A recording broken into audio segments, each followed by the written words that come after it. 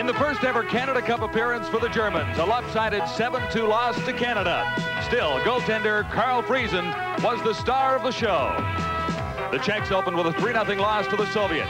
19-year-old Dominik Hasek was in goal for the loss. Tonight, the Czechs will go with 24-year-old Jaromir Schindel. From the Gardens in London, Ontario, it's Germany and Czechoslovakia. Hello, I'm John Wells, and the storyline here in London tonight, two teams looking for their first win of the tournament. The Czechs, overwhelming favorites against Germany, a team making strides in international hockey, but still a long way from challenging for the trophy this time. For the German national team, Canada Cup '84 is a first-time experience. Here's Howie Meeker. Well, they tell me that by European standards, this German hockey club are good checkers. They're not adverse to taking the man. They'll have to do that tonight, and that's the good news. The bad news is that Eric Kuhnhenkel, their big shooter, the Wayne Gretzky of Germany, is not here. He has a leg injury. There is some local interest. 3 Canadians in the German lineup. Carl Friesen plays goal and plays it very well. Manfred Wolf is a center, and Roy Rutger plays right wing. Back to you, John. Howie, the Czechs won a silver medal in Sarajevo in February, but they lost to the Soviets once more, 2-0. So it's a team building for the future. There are stars on board like Yuri Lala and Yuri Dudacek, both experienced international scorers and performers. But the Czechs are here in Canada with a future in mind.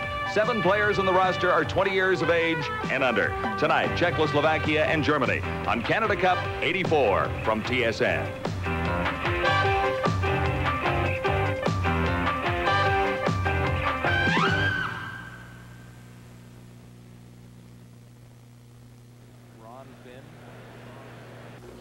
Steve, Frank, Mario, Tommy, come on, Mike. I guess that leaves Albert.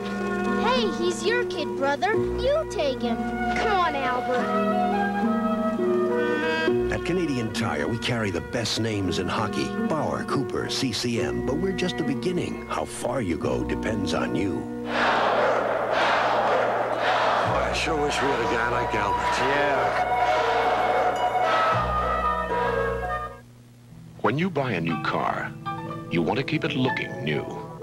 And that's easy with Armor All Protectant. A scientific formula that took a polymer chemist 10 years to develop. It helps keep rubber, vinyl, leather, and plastic looking new. So even though you can't keep your car from getting old, you can keep it from looking old. Armor All. It's science, but it works like magic. Welcome to Big Al's, the copier king. So, you want reduction, enlargement, triple cassettes, feeder sorter? Right this way, my man. What's that? You only want to spend how much? Don't get talked into a big overpriced copier. Astor Meet a Man for Meta's 213 RE copier with big copier features at a very low price. How about this baby? Only used once by an 80-year-old secretary. Where you going? Nice hanky. Meta, full-service copiers. Welcome back to TSN Control. My name is Jim Van Horn for this special double-header hockey presentation tonight of the Canada Cup tournament. We're standing by, getting ready to go to London, Ontario for the game tonight between Czechoslovakia and Germany, both teams looking for their first wins in this tournament. Czechoslovakia, I would imagine, would have to be slight favorites to defeat the young, inexperienced German squad in tonight's hockey action, but we'll just have to wait and see. In international hockey, nothing can be predetermined, and on any given night, any team could beat just about any other team. We're pleased to welcome as our expert and analyst tonight to this hockey game and the next one, Roger Nielsen, the assistant coach of the Chicago Blackhawks, who has extensive NHL experience, plus experience on the international level as well. Former NHL referee Bruce Hood is also going to be joining us tonight with his comments on tonight's hockey games and maybe a few other things as well. And Bruce, we'd like to get this thing started by asking you what can we expect from this hockey game between these two teams? Well, Jim, I think that, or at least I heard yesterday that the Germans said that the Czechs are one team they can beat, so that's interesting off the top. I think you're going to see a lot of pushing and shoving in the corners because I think Germany is going to try to get the Czechs off their game. The Czechs went out the night, or 2 nights ago and played probably their best game in a long while and come up scoreless. They may be frustrated, may not be up as much as they should be, so I think the Germans will try to carry it to them and bump them a bit. Roger? Do you think that's the way it's going to go? I don't know. I think the Czechs are really going to be ready tonight. I mean, I think they're winless now in their last 5 games. I think they're going to come out really flying. I think the Germans are in for a tough time, and I would say that the only hope for the Germans would be to forget the flood forechecking that they've been doing, have foremen back across the blue line, and gamble that the Czechs won't shoot it in and try to score on their counters. But I think the player to watch tonight is Igor Liba. He's the best player in Czech hockey, and the Russians really held him scoreless, and I think tonight he'll be flying. This is a big treat for the hockey fan in London, Ontario. It's not very often that they get a chance to see international hockey of this caliber, especially when you have former world champions like Czechoslovakia playing in their own rink. It's got to be quite an experience for these people. It sure is.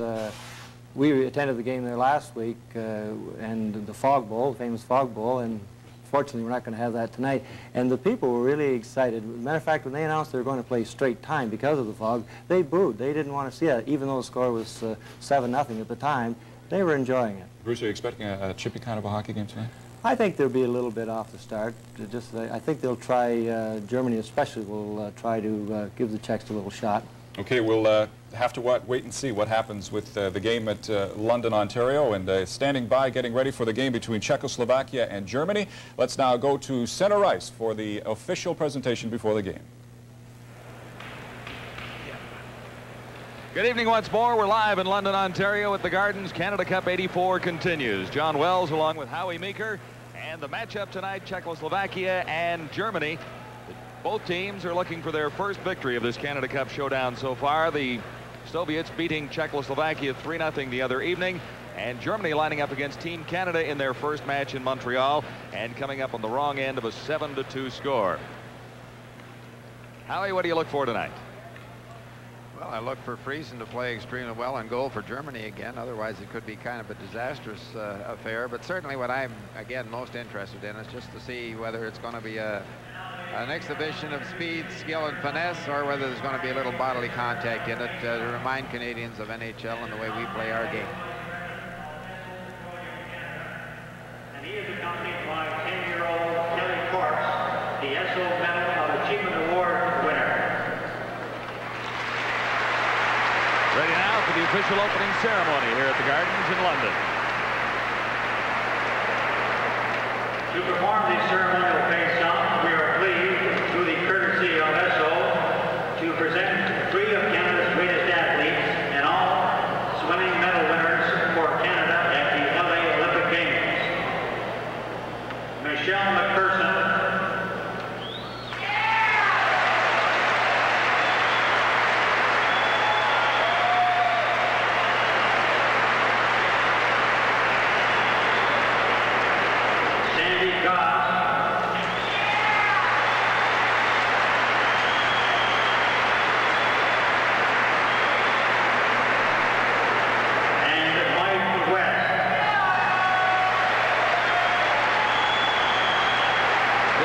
Canada's 45 medal winners from the Los Angeles Games on hand here tonight. Now, as is the custom in international hockey, the 2 team captains will exchange gifts.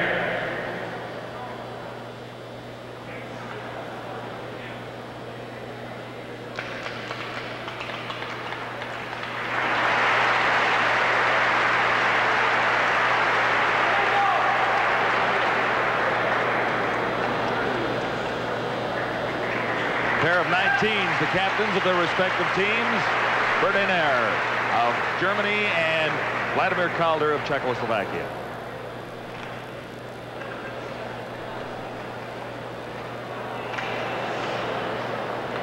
And Calder forgot the presentation here.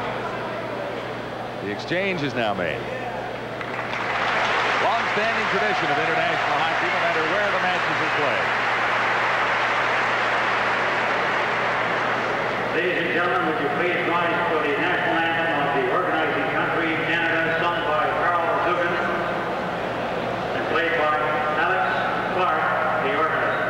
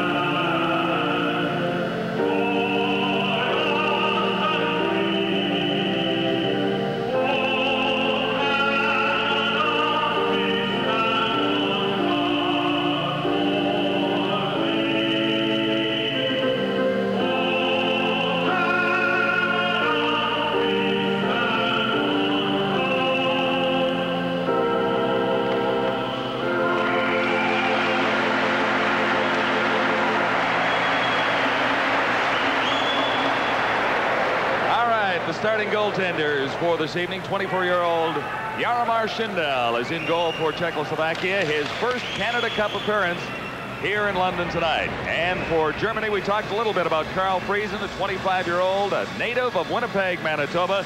And this is his 50th game for the German national team. The referees tonight, Ron Wicks, and the linesmen, Gerald Gauthier and Ron Finn, all from the National Hockey League.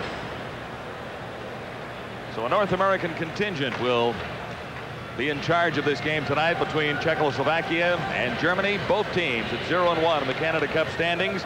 The United States and Canada technically lead the Canada Cup standings with 3 points on a win and a tie. The Soviets, though, are unbeaten and have 2 points in the standings. So Canada, United States, 3 points in total. The Soviets have 2, and the Soviets will play later this evening. Seems to me the trend in the goalkeeping, especially the size in the National Hockey League in recent years, has gone to the more small, mobile, stand-up, attack-the-shooter goaltender. Here, though, tonight, both goaltenders, Schindel, he's a huge man, and so is Friesen. So it's going to be interesting to see just how mobile they are. Carl Friesen was the star of the game the other night against Canada, and he let in 7 goals, Howie. Someone must have felt sorry for him. Somewhere along the line, he had to be fantastic, though. Well, he made some key saves, and he made some big saves, and not too many people seem to be arguing about that selection. Goodness gracious, he's big. Look at the size of those pads. If I got behind him, all you'd see sticking over the top of the pad would be my hair. Gray at that. Igor Liba will start on left wing for Czechoslovakia. Spazil is the center, number 22. And on the right side, number 29, Lukács. From the opening faceoff back into Czechoslovakian territory. Now they're on the move. The Czechs come out to the blue line. A pass just failed to click. It's into the German zone and picked up by Kuhl. Kuhl around the boards and tried to play it to center ice.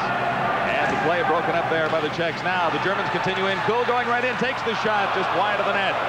Schindel a little lucky on that play. Another shot from Germany, and the Czechs regroup and come out of their own zone. This is Igor Liba.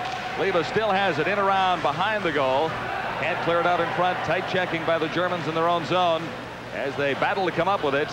And it's held along the boards. We'll have the first face-off in German territory. To the left of goaltender Carl Friesen. Well, there, I don't think that's the Czech coach there. That's the Czech coach, Ludy Bukac, and he has spent considerable time in Canada. And I talked to him for a moment tonight, and he said the 2 things he earned is that the enthusiasm, the embeddedness of the Canadian game or the Canadian hockey player, and the discipline. And sometimes I doubt discipline, but anyways, that's what he said was most important here. Friesen, a great save right off the face-off. It came right out in front, and the shot from Yuri Lala was right on Friesen as Germany had some problems clearing in their own zone. Just about a costly mistake. Well, I just about talked my way through that, but I'll tell you something. Just a great, great save by Friesen. Again, it was home free, and I'm sitting here talking, and I said, well, it's 1-0. I broke a cardinal rule. So Friesen has the first big save of the game. A chance at either end, and it's still scoreless early in the first period here. Another shot, Friesen to save. And he holds on. Vladimir Ruzicka had the shot from the sharp angle. Friesen, not much difficulty with that one. Although he might have been shaken up slightly on the play. Well, Xaver Unsen is the German coach, and I've talked to people who have been following the rise of the caliber of the German hockey organization in Europe, and they said this fella here is a very, very smart hockey man. He has discipline on his team. He has the respect of all his players, and certainly a large portion of the credit for beating out Finland has to go to him. Right from the faceoff, back to Horvath. His shot blocked by the defense. Germany takes control in its own zone. Back out to center ice. Hupner can't quite pick it up for Germany. This is Lala for Czechoslovakia. And center ice back to the blue line, and broken up there by the Germans. Now loose puck in the center ice area, claimed by Sharp. Sharp fires it into the Czechoslovakian zone, and it's cleared all the way down the ice. Scoreless in the early going here in London, Ontario. Canada Cup '84, Czechoslovakia and West Germany.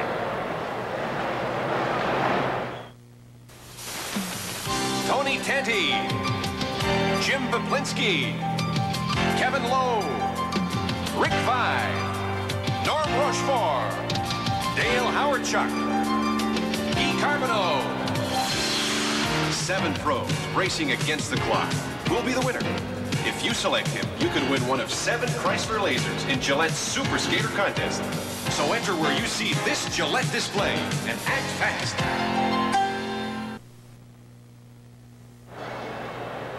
John, I have a very interesting observation. Twice already, the Czechoslovakia team went in control of the puck, flooded zone, 4 guys down one side, and they sneak a guy down the open side, and it's almost worked twice. From the face-off in the Czech zone. Czechoslovakia in control, almost broken up there by 22. Rutger, he's one of 3 Canadians on this West German team. Loose puck out in front, and a shot saved by Schindel. Czechs having problems in their own zone. Still the Germans forcing every move. Another loose puck claimed by Germany. Shot by Obresa. And now Czechs take over and start back. Again, the Germans fire it right back in. Shot is on. No problem for Schindel, who clears it over to the left side. And it's jammed along the boards. Ahoo! We're going to have a dandy tonight. How about that German team, the way they're forechecking? They're not sending 1 man in, 2 men in. They're sending 3 men in deep and causing the Czechs all kinds of problems with their forechecking. Ho-ho! There's a change, and it's going to be great. You were talking, Howie, earlier about how close checking the Germans like to play this style of hockey. Well, I thought they'd play that way in their own end and maybe give up the middle of the ice, but they're not doing that. And you just saw a moment ago, Dudacek, Yuri Dudacek, drafted by Buffalo a couple of years ago. Everybody said he was by far the best hockey player in Czechoslovakia. I just think he's small, but we'll watch his talents. They've got to be great if Bowman drafted him. Czechoslovakia gaining control in its own zone and starting out. Led on the attack by Rousel. Rousel in across the line. And the play broken up neatly by Kiesling. For Germany, he clears it down, and it's waved off. Loose puck again. The Czechs have been guilty of giving it up in their own zone. Now Rousel starts out for Czechoslovakia to the blue line. And he's ridden out of the play by Heimer. Germany on the attack again. Betts can't take the pass. It's up and over the boards and into the crowd. Peter Rosel, he's a 20-year-old, and it's a very young Czechoslovakian team that is here in North America for the Canada Cup. 7 players are 20 years of age or younger. So they're building for something, Howie, after a silver medal in Sarajevo. Well, you can easily see these 2 teams came to Canada prepared to go all out all the time. They're in great shape. They're just flying. For West Germany, Udo Kiesling plays it on the boards for Metz down the right side. Metz can't quite get it out. Loose pass right across. It's off the goalpost. The shot fired by Lukács. And that one off the side of the net or off the goalpost. Well, I'm sure Larry Brown can get me that one as a replay. That was a design play. The puck went around behind the net. The Czech team flooded. They had 4 fellas on the side. No way they were going to get it out. Now watch where the pass receiver is. He come around the net and stopped. He stopped right there waiting and knowing the puck was going to come to him if the defenseman got it. Hey, we're seeing something new, something smart, something different. Yahoo! Friesen reacted quite quickly, but it did glance off the side of the net and fired wide. From the faceoff, the Czechs in control in the German zone. Now the Germans get it out to the blue line. This is Kuhl. Kuhl playing it back over to the left side. Mittinger going in. And it's in around behind the Czechoslovakian goal. Charging in Blum for Germany. He can't quite control it.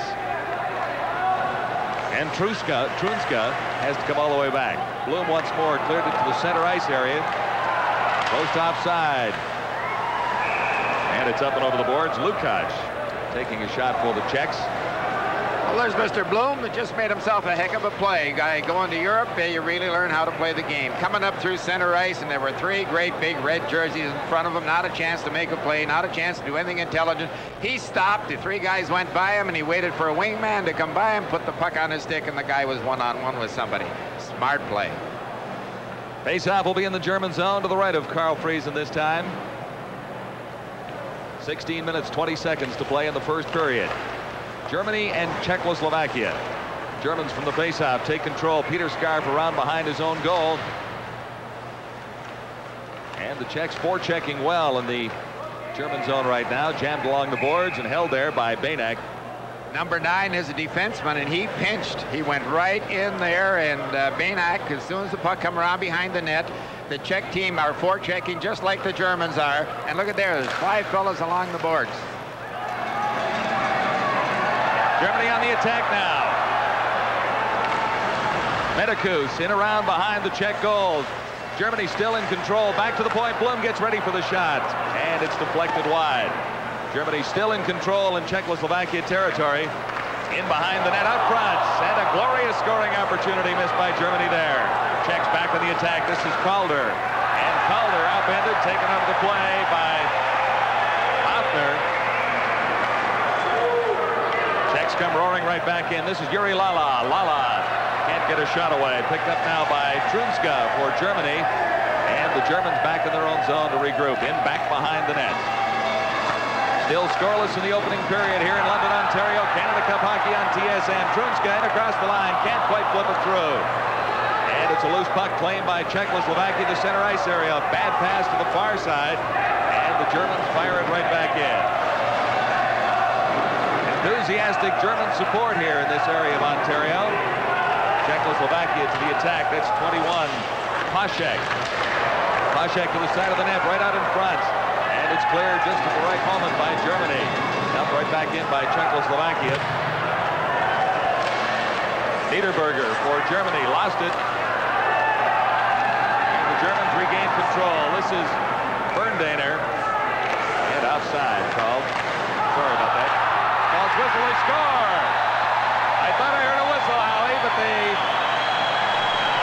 Well, I heard a whistle just like you did, John, but I'll tell you, just again, tremendous forechecking. Watch this. The first German player in takes the man off the puck. He doesn't do anything but just take it off the puck and just plays it right on it. What a pass out. It was the fella coming in. There's the Czech player with the puck, makes a mistake that you should never do. Pass the puck up through center ice. And the goal scorer read it, just read it. Perfect, come in and picked it up and put it in the net just as easy as 1, 2, 3. A heck of a goal, and forechecking did it again. Helmut Steiger has the goal for Germany. 5:28 opening period. And I think they deserved that one, Howie. As you're saying, forechecking, they have controlled parts of this hockey game against a well-rated Czechoslovakian team. Well, I didn't see the game the other night against Czechoslovakia and the Soviet Union, but I read radio reports and newspaper reports. Number 24, Helmut Steiger. Assisted by number 9, Well, here we'll look at that goal again, and there's the speed of the forechecking. The Czech player with it. You'll see 21 cut for the pass, but just read perfect by Steiger. He knew what was going to happen, picked it up and put it in. But anyways, that radio and newspaper reports where they didn't want to watch 80 games like that, no bodily contact. But hey, this is Canadian or American hockey, or North American hockey played at its best. Very speedy out there. 1-0. Germany leading Czechoslovakia. Now the Czechs on the attack from their own blue line. The pass failed to click just outside the German blue line. And it's loose out in front. Friesen a big save. Friesen a big story against Canada the other night. Czechoslovakia back to the point. Friesen kicks it out of his net. Not a difficult save, but he made the save. So Germany has a 1-0 lead on Czechoslovakia.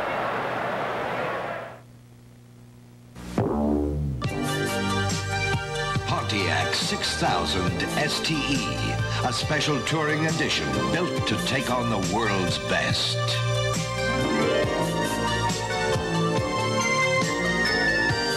Head of the Pontiac 6000 family of front-wheel drive coupes, sedans, and wagons, among 1984's best-selling mid-size cars. Pontiac builds excitement.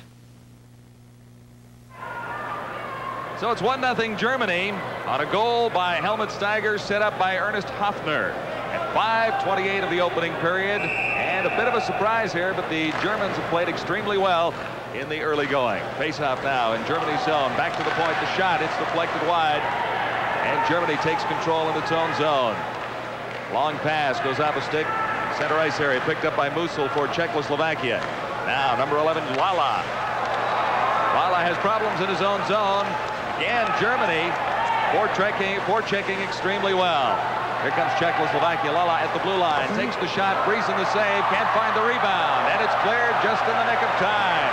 Friesen made the save and then lost the puck when it went up in the air. What a move that Lala made, eh? No wonder everybody says he's a great hockey player. Yuri Lala. 19 points, 10 goals, and 9 assists in 23 games of international hockey so far this year. Well, there's the fellow that got the goal, and certainly he got it on anticipation, and I would think, too, he reminded me a little bit of Michael Bossy. The puck was on his stick, and bang, he let it go, and it was in the net before Schindel could make a move.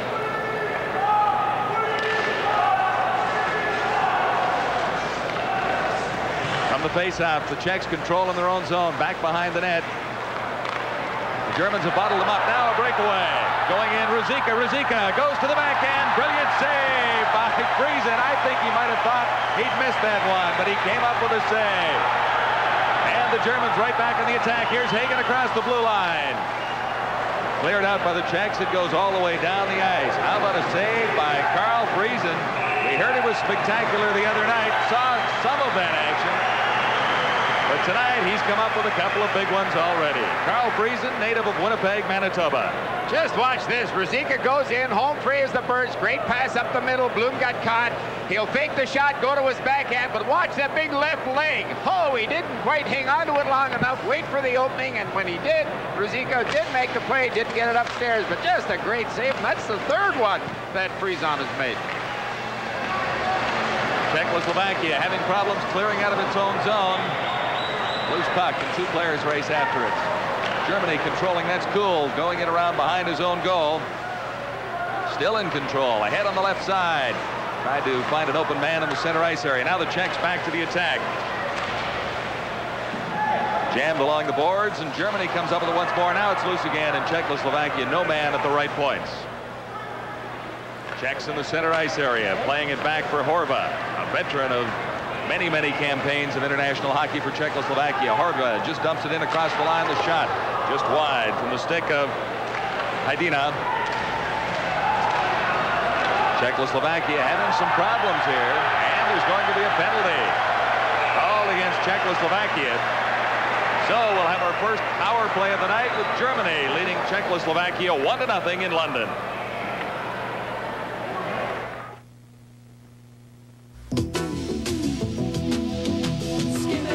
Like a bird on a wing. Grab on tight, get a hold of that thing. We're up and away, trying to get through the blue.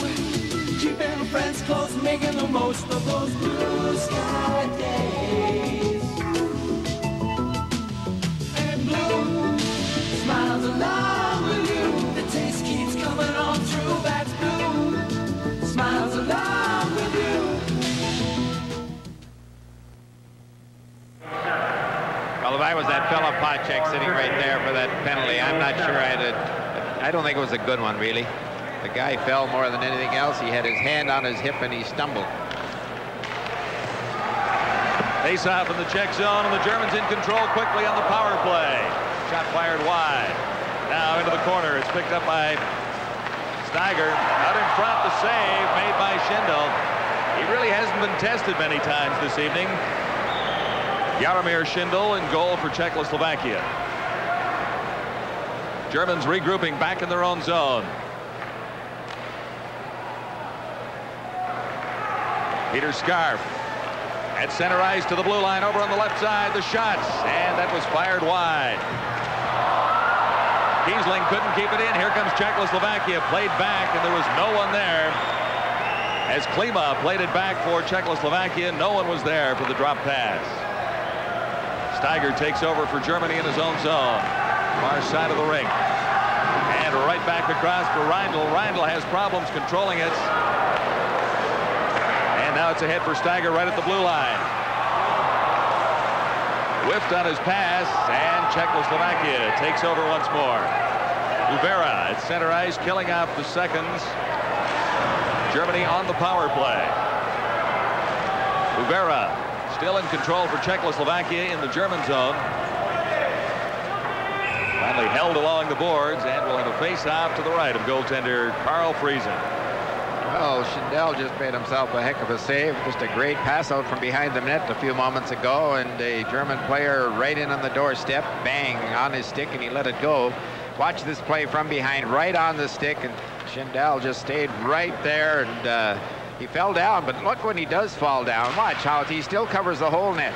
Couldn't beat him high at all. Great save. Number 8 for Germany, Peter Scarf. Starts up after the face-off. Germans have been very impressive so far in the opening period. We're just about to the halfway point. Schindel of Czechoslovakia got caught out of position, and it's cleared all the way down the ice. Back for it is Rainer Blum of Germany. Blum ahead on the right side for Obressa. Obressa clears it in.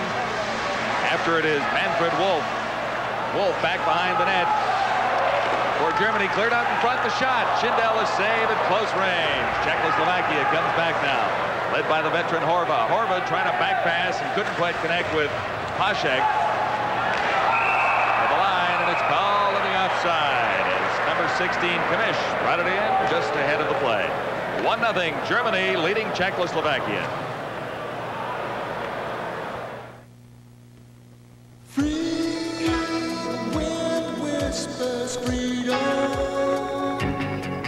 Friends come together, ride the clear sky. Magic sailing into good times, waiting on the ground. And the taste keeps coming through. Love that's blue smiles along with you. Play just underway as Czechoslovakia's Horva clears it all the way down. Friesen is down to make sure on that one. And the Germans regroup in their own zone. Pass off a pad right out in front. Friesen has to make a save. It just about trickled over his shoulder. Kamish for Czechoslovakia plays it on the boards. No one is there. Metz for Germany in across the line, but the Czechs regroup quickly and are on the attack.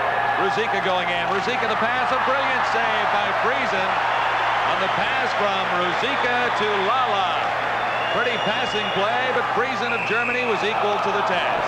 Offside at the Czechoslovakian line. How about that, Howie? Oh, we're seeing just unbelievable goaltending. I'll tell you, just great. I'm very, very, very much surprised how Friesen come across. Watch this pass. There's a 2-on-1 break with a long pass up the middle. And the pass that goes in the air over the stick, right on Lala's stick. And look, Friesen comes across, gets that bottom leg. That bottom leg is the key along the ice. You have to go high on that big fellow, and you have to go high on Schindel up at the other end as well. Goal for Germany in the center ice area. Tried to hit his left winger, Meitinger, but it was offside. John, in our pregame show, you sat there and asked me a few questions, and I said, well, I was kind of happy to be here back in hockey again so early, and I was really lying. I would much rather be in Vancouver Island, Port Alberni, fishing 30 and catching 30 and 35-pound Chinooks. But right now, I'm just delighted to be here. This is the extremely well-played hockey game. All kinds of zip, all kinds of bounce, and all kinds of great, great plays, and particularly good goaltending. Hey, great entertainment. Makes the fishing. Can't beat what's going on here. All right, Howie, we'll get an early start to this hockey season, no question about it, with Canada Cup 84. 1-0 Germany leading Czechoslovakia. A bit of a surprise, but the Germans have played extremely well in the early going of this hockey game. And Carl Friesen we've talked about several times, but he has been a major story for Germany. Again, on that opening, I watched Friesen in the warm-up, and he was big. He didn't move. He didn't move at all, but I'll tell you something. He's big and he's mobile, and he's making all the right moves here tonight. Face-off will be to the right of Carl Friesen's goal. Czechoslovakia can't control after winning the draw, and it's loose in the center ice area. Back for it is Baynak. Baynak takes it all the way back to his own zone. Kiesling brought it in offside, fired it anyway. Well, both clubs are going to have to stop making that pass up through the middle. There's no way in the world that they're not going to get burned. They're giving away excellent scoring opportunities. They have the puck in a position of safety along the boards or even in behind the net, and they're throwing that puck up through middle or throwing it across ice, and they're going to get burned eventually. This great goaltending just can't continue. Gerd Trunske, a veteran of 85 international games, 25-year-old member of this German team. Face-off just outside the Czechoslovakian line. Again, the Germans quick to the attack and have it right back inside Czech territory. Cleared out in front, and Schindel just about caught out of position. He was lucky there. Czechs quickly to the attack now. Kamish tripped up as he crossed the line. There will be no penalty. And Germany quickly moving to the attack again. Trunska over to an open left wing. And Czechs come right back in.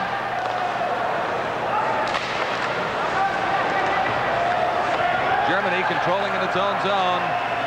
The blue line not quite up. Meitinger couldn't get it. Now Trunska races in one-on-one. Trunska stops. Niftily scores. Trunska went to the backhand. How about that? A brilliant play, and really, it was all one man, Gerd Trunska. I wish Daddy was here. Watch this spinorama play. This is done at its very best, and he practiced it in the warm-up as well, and the goaltender got caught. He got caught on both feet and wasn't able to make the save, but there's a spinorama play. A backhand shot goes in the short side. Just an excellent goal. And I'll tell you something. The Germans are playing extremely well, and could this be an upset?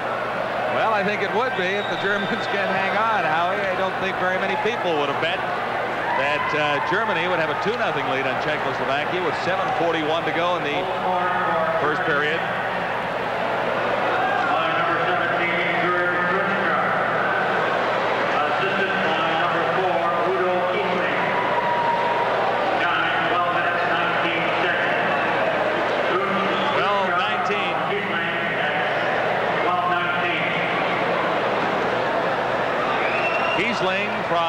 Trunska from Kiesling, I should say, and that may be it for Jamir Schindel. Looks like a goaltending change.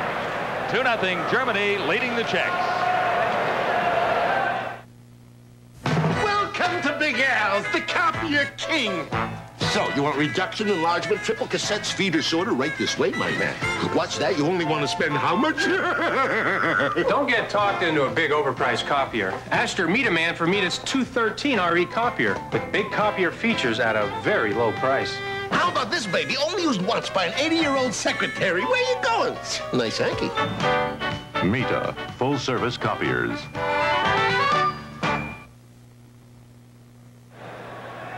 Dominik Hasek is now playing goal for Czechoslovakia. Jaromír Schindel allowed 2 goals, and that was too many, so Hasek is in goal. Germany leading 2-0 on Czechoslovakia. And the Czechs back in their own zone to regroup. Here's Vladimir Kamish. Back to the point, the shot. And it's well wide of the target. Now guarded by Dominik Hasek of Czechoslovakia. Czechs having problems in their own zone. They've had difficulty there all night. This is Horva at the line, ahead for Liba. And the Germans quickly to the attack once more. Reindl, pass at the blue line. Good shot fired that time by Steiger, who already has 1 goal for Germany tonight. Now the Czechs right back. And a nifty passing play, 1 too many that time possibly, as it's jammed along the boards and held there by Germany. No whistle as yet. Now the Germans are playing it along the boards. A big scramble down in German territory as they haven't whistled anything at all. And finally the whistle does come. Referee Ron Wicks steps in as tempers flare just a little bit. Howie, what about that goaltending change? Too soon, or was Schindel just not on his game tonight? Oh, I don't know. I kind of was a little bit surprised. Sure, he goofed on one, had no choice on the other. Forwards, defensemen made mistakes prior to the shots, and they're still out there playing. I think maybe we have just this North American philosophy against a little bit of communist philosophy here. There, you either perform or you get the hook. It's more of a job than it is for Canadians, and I don't know. I'm sure there wouldn't be anybody in Canadian hockey, NHL hockey, made that change under the circumstances. Another one, yes. Well, the goal, the final goal, or the second goal, I should say, by Trunska really fooled a lot of people. I mean, he made a great play on it after taking the pass from Kiesling to give Germany the 2-0 lead, but the goaltender couldn't be completely faulted on it. Well, he made it. John, he did make a bad move. He come out, both legs together, both pads together, and he was locked in that position. He didn't just have his goal pads far enough apart that he could make that stretch with the left foot. It was a bad goal, a very mediocre, weak shot from far enough out. It should have been saved. However, again, I just think it's mainly made because of two different philosophies. North American philosophy, the free world philosophy would never be made. I could be wrong, but that's my feeling now. All right, after the face-off in the German zone, Germany taking control, long pass over on the left side. And it forces Hašek to come out of the net to play it. Now the Czechs start back once more. Vladimir Calder. Ahead on the right side, and that's Lala losing it as far as control was concerned for Czechoslovakia. So it's 2-0 Germany leading Czechoslovakia. 5 minutes, 35 seconds to play, period one. And in our first intermission, we'll take you back to the TSN sports desk, then have a chat with Uli Heimer, plus Roger Nielsen's highlights. So it could be a very happy West German player we talked to at the first intermission here in London tonight. Well, I'm sure Roger, who really excelled in his team's play behind the blue line, will have an example of what I've been talking about, that long pass from a position of safety up through the middle and giving the opposition a chance to pick it up in scoring position. Germany clearing out of its own zone once more. This is Betts, number 28. Betts clears it into the Czech zone, just wide of Hašek. And Betts still in there digging. A scrappy group of German hockey players here in London tonight. Czechs start back once more, but the play goes nowhere. Now across the line, it trickled in. Again, Germany back to cover up quickly for Czechoslovakia. Svoboda just inside the German zone, clear to the line and out that time. Czechoslovakia playing just a little bit different than we thought they would. A 2-on-1 here for Germany, going right in. And they can't get the shot away. Number 23, Stanyana. Anton Stanyana had a pretty good chance, but couldn't pull the trigger. It's 2-0 Germany leading the Czechs. Celebrities, superstars, and the very best of the new and upcoming players are all part of TSN's exciting tennis coverage. We'll take you to center court for the U.S. Open, Jack Kramer Open, Trans-American, Seiko Hawaiian, and Tokyo tournaments, the DuPont All-American, and we've only scratched the surface. There's much more tennis to come.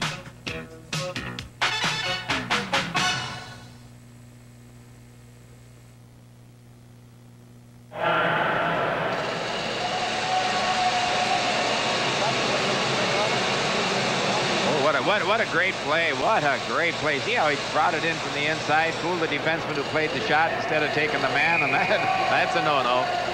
15:09, the time of the penalty. Germans on the power play once more. Face off from the Czech zone, and Czechoslovakia tries to clear it out. They will now. Czechs go to the attack. Long shot. Friesen got a glove on it. Boy, can those little fellas shoot the puck. One thing I said again at the top of the show, that the Czechoslovakian team, they're small by NHL standards, but that's only small in height, maybe small in weight. In upper body strength, they have just tremendous bodies. And 125, there's a shot in the penalty box, but 165-pounder has the upper body strength of a 200-pounder with these fellows. From the face-off, Trunska leads the German attack once more to Kiesling on the right side and back into the center area. Germans on the power play have failed to have a shot on goal so far. On this power play, they lead it 2-0. Kiesling back behind his own blue line, leaves it there, and the Germans start to the attack again. 1 minute, 25 seconds remaining in the penalty to Czechoslovakia. Here comes Kuhl right into the open area, takes the drop pass, and the shot is blocked by the Czechs on defense. Here comes Czechoslovakia. Lukács takes the shot, and he's drifted by Heimer just as he got the shot away. A broken stick, and the Czech has to skate over to get a new one. Germany has problems in its own zone as Kuhl. And problems controlling for Germany. Now back to Kiesling. Kiesling back behind his own goal. The Germans have to get their power play working a little more effectively here. This is Reindl. Over on the far side for Heimer. And Heimer played it ahead. It's in across the Czech blue line, but Czechoslovakia there to take control once more. Loose puck picked up by Blum. Blum plays it over on the right wing to Steiger. Steiger scores! What a heck of a pass by Blum!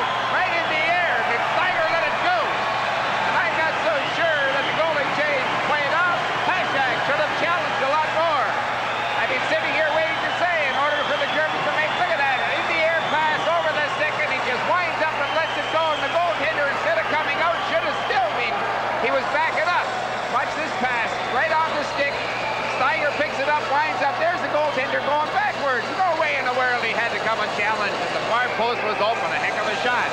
Now I think we could have a hockey game through 60 minutes. The Germans had to get that next goal. They're going to really put the pressure now on the Czechoslovakian team. And as I said earlier, we might have an upset in the making. I didn't believe it then, but anything can happen. Here come the Czechs quickly to the attack, and cleverly broken up by the Germans once more. Taken by Peter Scarf, and Scarf plays it to the center ice area. The Czechs having problems. They're skating into each other. And there might be a little panic in this Czechoslovakian national team as they're down 3-0 in the final moments of the opening period here in London. It's Canada Cup hockey on TSN. Now, in across the line. Klima can't get anything going for the Czechs, and it's in the open ice area as Germany continues to force Czechoslovakia along the boards and force the Czechs just about every turn. Starting out for the Czechs, Uvera, rink wide pass to the far side for Stanyanov, and his shot, not really a difficult one for Friesen to handle. Back to the point now, Svoboda. And again, the Germans clear it down the ice. Germany in a 3-0 lead on Czechoslovakia. It's Canada Cup hockey on TSN. This telecast is protected by copyright and is intended solely for the non-commercial entertainment of our viewing audience. Any use, reproduction, or distribution in whole or in part of the pictures or descriptions herein contained without the express written consent of the Sports Network is strictly prohibited. Sooner or later, I'm going to get my turn to read that on this network. I'll tell you something, and first impressions usually are not right. More often they're not right than they are, but there's a guy playing defense number 5 for Germany, Blom, and I'll tell you, he is really something else. Talk more about him later. Czechoslovakia picking it up in its own zone. This is Horvath, and he plays it back behind the line. Now ahead in the center ice area, another Czech pass fails to click. Germany, that was Wolf feeding it in. And after it is Rudi Rutger. Back to the points and fired just wide by Berdaner. Again, the Germans in control of the center ice area. Now for Czechoslovakia, around one Czech, Kamish. Kamish ahead for Hrdina. Now back to the point. Harbaugh winds up with a shot, and that one is deflected high and amongst the spectators. 1:29 to play in the first period. Well, sooner or later, I think the Czechoslovakian team is going to start faking the shot and pulling it around the attacker because the German club's coming out and they're going down, blocking shots. They're leaving their feet off early, and they've been successful so far. But I would think the caliber of the Czech team, the players themselves, they're going to say, hey, fellas, let's fake the shot and let them slide by, and let's make something happen from that. Hagen for Germany tried to get something going, and now the Czechs quickly to the attack once more. Musil loses it, and it's picked up by Liba for Czechoslovakia, back behind his own blue line as the Germans continue intense forechecking. Over on the right side for Lukács, and Lukács ahead for Zaziel, and again it's Friesen. Oh, another facet of this game that's tremendously outstanding is the German team coming back there. In most cases, picking up the open man, The man of the puck is being forced wide constantly, and they're looking for someone to throw it to, and their pattern plays. You just saw one a moment ago. But the German winger coming back picked him up, and there wasn't a chance in the world of that pass being completed. I think the small ice here has an awful lot to do with the German success, but however, small ice, big ice, or whatever, it's a heck of a period of hockey. The Germans are doing an excellent job of forechecking. Actually, they're doing a job checking in every area of the ice now. Well, they're skating like heck. 1 minute to play in period 1 here in London, Ontario. It's Canada Cup 84, Germany and Czechoslovakia. And we're in the final moments here of a bit of a surprising first period with Czechoslovakia leading with Germany leading Czechoslovakia 3-0. In behind the German goal now. After it, Kiesling for Germany. Now the Czechs claim a loose puck. And again, Czechoslovakia controlling in the German zone. But the Germans right back to the attack, and here comes 3-on-2 for Germany. Usinka rather. Offside at the line. As you're watching at home, I think really what you should look for and appreciate why the Germans are being so successful in their own zone. Wherever the puck is, whatever half the ice is, they're flooding that zone. They have 5 players inside of that zone. It's almost impossible then for the Czech club to make a pass through all those white jerseys. I think the German coach, Jusen, is a little surprised at the play of his team here, Howie. Well, he's not. We are. Pleasantly surprised. Maybe we should have talked to him for a little bit longer. I thought he might have been a little surprised, but he looks very calm in behind that German bench. 24 seconds to play in the first period. Back into the Czech zone, and Kamish is back for it. Germans still with that relentless forechecking. Picked up once more by Kamish. This is the veteran Horvath. Horvath has been a part of this Czech team for 93 international matches. And very surprising period. You're right. Obviously a heck of a period of hockey. The Germans have had tremendous success. Having said that, I think the problem has been that the Czechs on this smaller ice have not just been used to people on them all the time.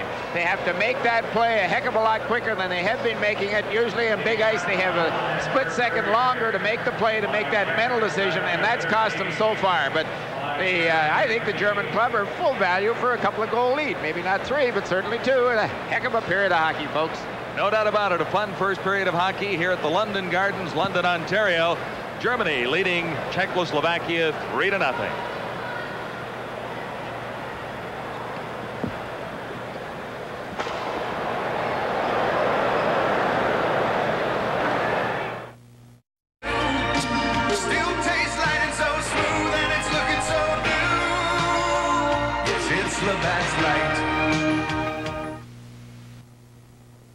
Multiple sclerosis, a disease of the central nervous system that attacks 1 out of every 1,000 Canadians. What causes MS? Is it a virus? It has something to do with our northern climate, doesn't it? What's the diagnosis? The symptoms vary, don't they? Does it happen fast or slow? Doesn't it come and go? What's the treatment? Is there any cure? There isn't one. Is there? MS. Shouldn't we know more about a disease that affects so many? TSN takes you right down to ringside with Top Rank Boxing. Watch exciting live coverage from Atlantic City, Las Vegas, and various centers throughout the U.S. Top Rank features new hopefuls as well as the more established fighters as they meet head-to-head in tough, bone-jarring bouts. Thursday night is fight night. Be there when the bell rings.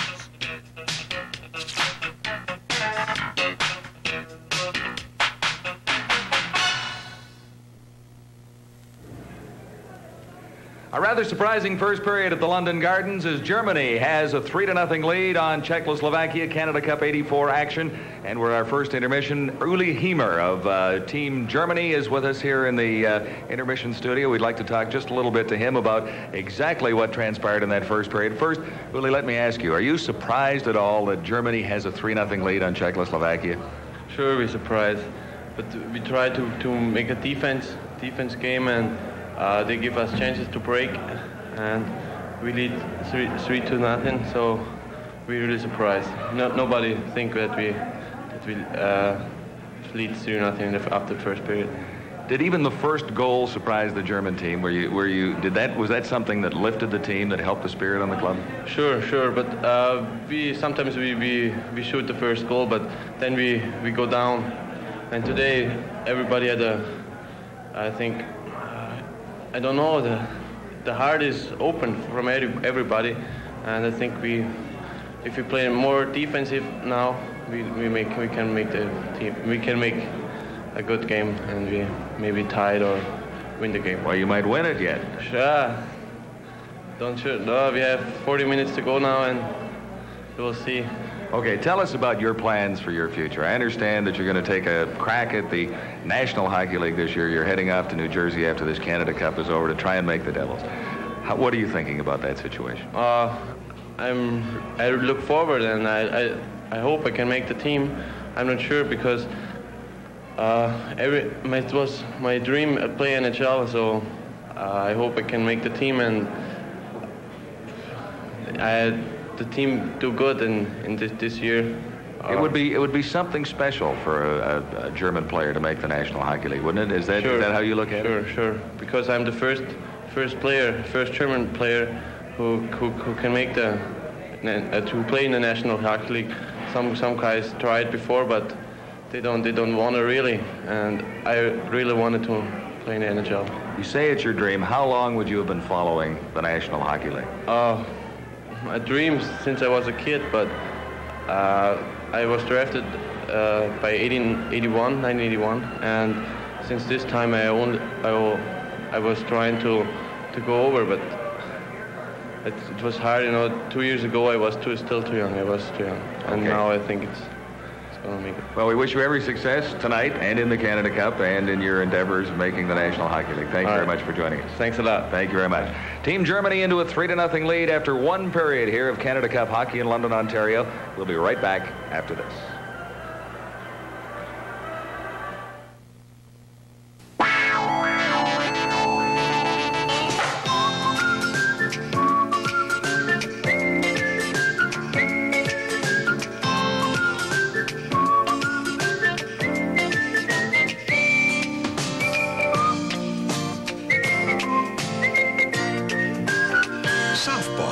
Canada's outdoors, the greatest natural fitness facility in the world. Participation says, let's see it do it. Good work, Williams. Now get me those copies right away.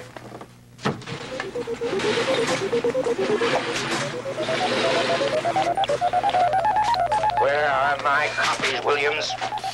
Does your copier let you down when you need it most? Then you need a Mita copier with dependable operation and fast service from your Mita man. Williams, I'm waiting. They told me it was working, but it wasn't working. No, I'm not working. Mita, full-service copiers. Welcome back to TSN Control. My name is Jim Van Horn, along with Roger Nielsen. One period of play has been completed at the London Arena. Germany is now leading Czechoslovakia by a score of 3-0. Roger, surprising that they are leading by that margin. I hate to admit an official was right, but Bruce Hood, he had it pegged. They came out flying, the Germans, and they didn't take my advice of hanging back. They went right after the Czechs, and here's how they did it. They were sending two men in, and the third man, wherever he is, then comes over and tries to lock the middle. Now, on the first goal, this man had a little bit of a lead, and he came right on him. This man just hung around in here, and the third man was coming across into the middle.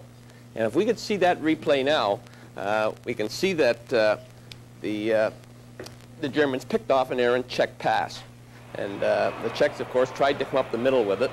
And here's the play starts now. And it was a good shoot-in, too. One of those shoot-ins, then you can get some forechecking going. There comes the first German forechecker. The second guy anticipates very well. And now they've got two men right in front of the net. It's a 2-on-0 practically. And the goal went in. Now, it's surprising when the West Germans or the Germans, pardon me, got one goal, but they get two more. I've been very impressed with the goaltending of Carl Friesen as well for Germany tonight. He's been outstanding. Well, Friesen has done a great job, and we're going to see a couple of the Czech breakaways.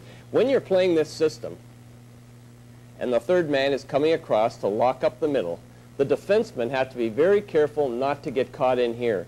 They must be ready to back off, because once the Czechs see that the Germans are putting on this big pressure, they're going to wait and try the long passes up the middle. And they've been doing that with a lot of success. And they were able to get two of them. Here's the first one now. Will show that this German player didn't quite get over into the middle in time. He didn't quite make it in time. And we'll see on the replay. Is it a matter of the Germans being maybe too anxious to score the goals and not playing defensive enough? I think it's the fact that they're so up to forecheck that the defensemen tended to pinch in a little, and you can't do it. You can't have it both ways. You can't have all forwards pressing and the defensemen pinching as well. They've got to be ready to back off. And we'll see the Czech breakaway where the Germans, once again, the defense just got caught. Now here it is now. It started right from a face-off. Two German forecheckers. There goes the long pass, and the defense just got caught.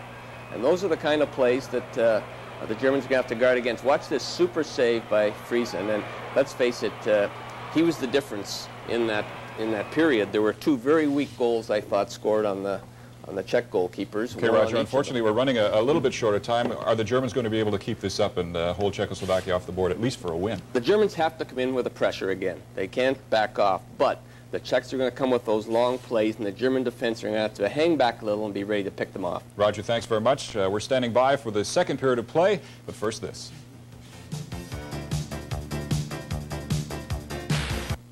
Just like international rules. Games of the North American Soccer League are part of TSN's exciting soccer coverage. We'll follow the Blizzard as they take on Minnesota, New York, and Tampa Bay. TSN's Dale Barnes will be on hand for all the play-by-play, and former Scottish international star Graham Leggett will provide the color. Be sure to join us for exclusive live coverage of NASL featuring the Toronto Blizzard.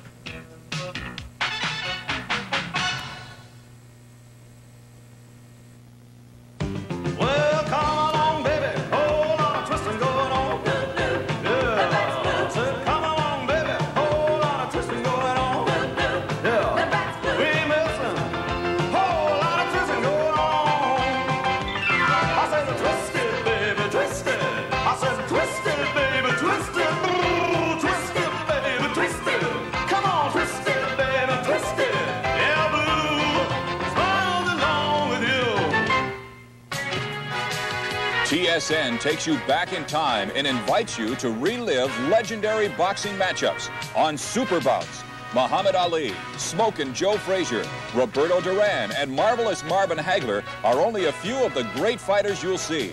Title fights from the 70s and 80s featuring some of the greatest moments from professional boxing history. Super Bouts is super entertainment on TSN.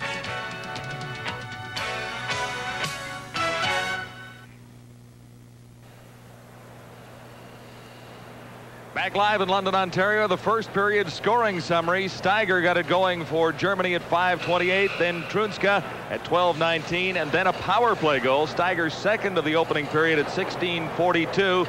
And the shots on goal would indicate a very busy time for Karl Friesen in goal for Germany. That part of the big success story for Germany in the opening period, as they have a 3-0 lead, a surprising 3-0 lead on Team Czechoslovakia. Here's the last goal, Steiger on the power play. Howie? Well, I think the most important thing here is the angle from which he was shot and how far out. And you'll see Halchek just backing up and backing up. Sure, he was out on high, but here's another angle. I think now he backs up. He had to keep coming because Steiger wasn't going to do anything but shoot the puck. He backed up about a foot and a half, and that just opened that far post. It was a heck of a shot, but no way in the world should it have gone in. So we get ready for second period action here at the Gardens in London. Talking to Uli Heimer of Team Germany during that intermission, and he is on his way to the Jersey Devils training camp, as you possibly heard. But he didn't sound horribly confident that Germany would be able to hang on to this lead. Well, I don't know. He should be, the way they're playing now. If anybody walked in cold turkey and you didn't read the papers and you took a look at the performance, you'd say, hey, the team in white is the better hockey club. And they were the better hockey club in that period. They got the two things that they need more than anything else. Excellent goalkeeping, about 3 top saves by Friesen, and then that hustle and that forechecking causing the Czechoslovakia team to panic in their own end. So Germany heading into the second period with a 3-0 lead on Czechoslovakia. When you buy a new car, you want to keep it looking new. And that's easy with Armor All Protectant, a scientific formula that took a polymer chemist 10 years to develop. It helps keep rubber, vinyl, leather, and plastic looking new. So even though you can't keep your car from getting old, you can keep it from looking old. Armor All. It's science, but it works like magic.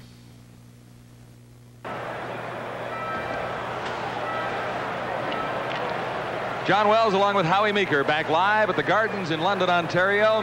And there you see the story of period one. We are rather surprised, and I think so are most people in the audience here in London tonight. Maybe too the German national team, who are in their first Canada Cup and looking for their first victory.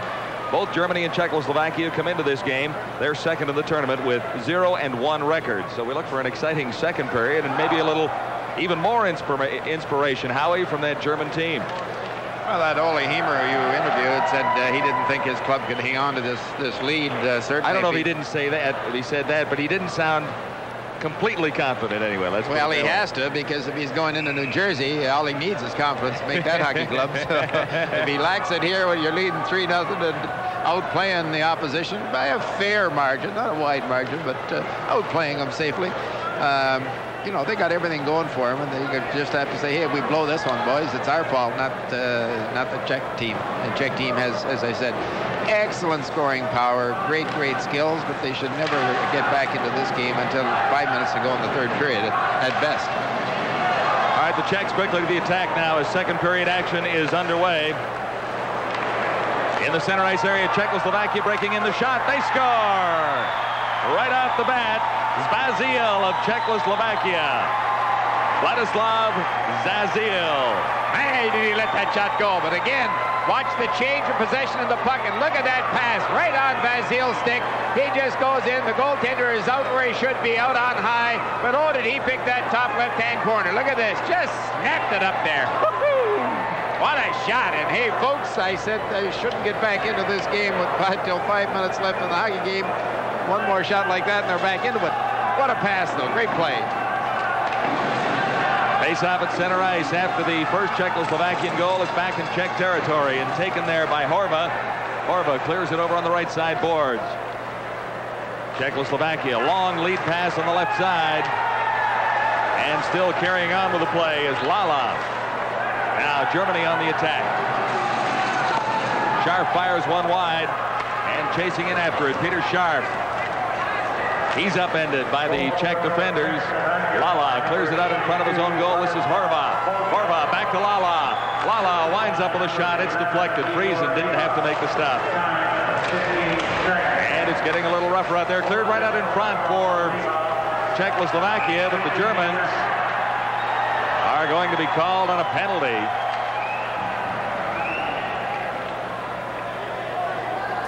The sleek new Canon T70 puts the accuracy of a computer into every shot automatically. The multi-program Canon T70, like Gretzky, it makes the great shots simple.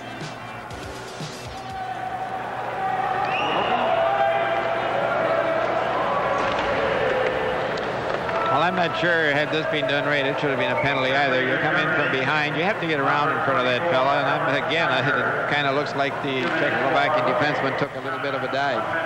Helmut Steiger is out for 2 minutes. The Czechs on the power play for the first time this evening. First period, Germany scored 1 power play goal out of 3. Cleared to the line and out. Zvazil has the goal for Czechoslovakia just 15 seconds into this second period. Most of that first period, the German team sent one man out. Second they got possession of the puck. That's one man out over the blue line, and it cost them that 2-minute penalty right there, and it's going to cost them a goal or two if they continue to do that. They cannot go out over their blue line now ahead of the puck. Baynak losing control for Czechoslovakia. Germany fires it back into the Czech zone. Starting out now, Rausel for the Czechs. Or for Klima. Klima going in at the line. Good move as he gets around and scores.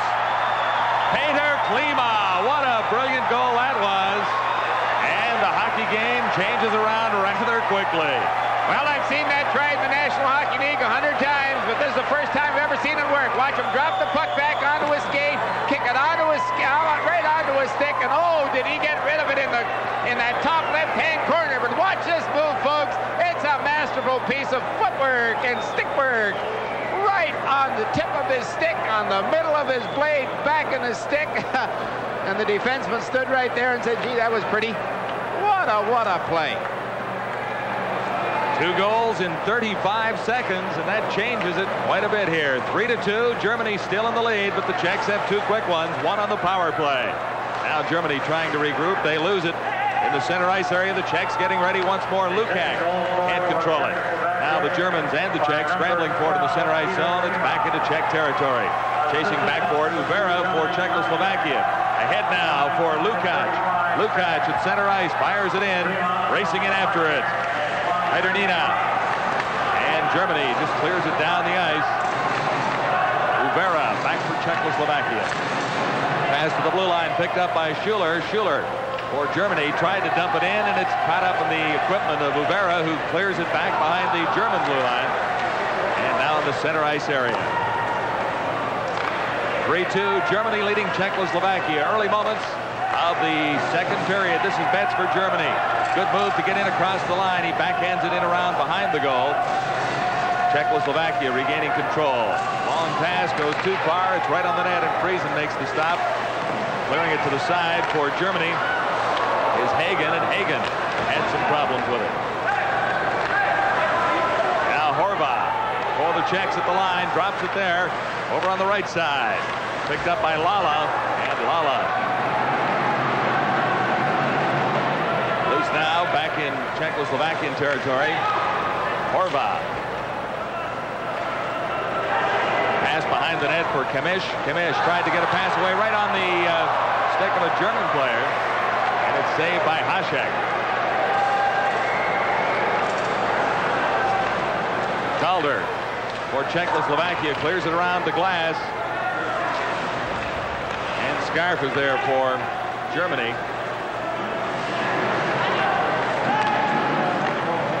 Scarf long pass in the center ice area, and the Czechs break up the play neatly. In across the line, here's Czechoslovakia. Lala getting set to get the shot away. Neatly blocked by the German defense. That time, Rainer Blum. Germany dumping it down the ice, and icing will be called against Germany. 3-2. Germany leading Czechoslovakia early in the second period. This is Canada Cup 84 from London, Ontario.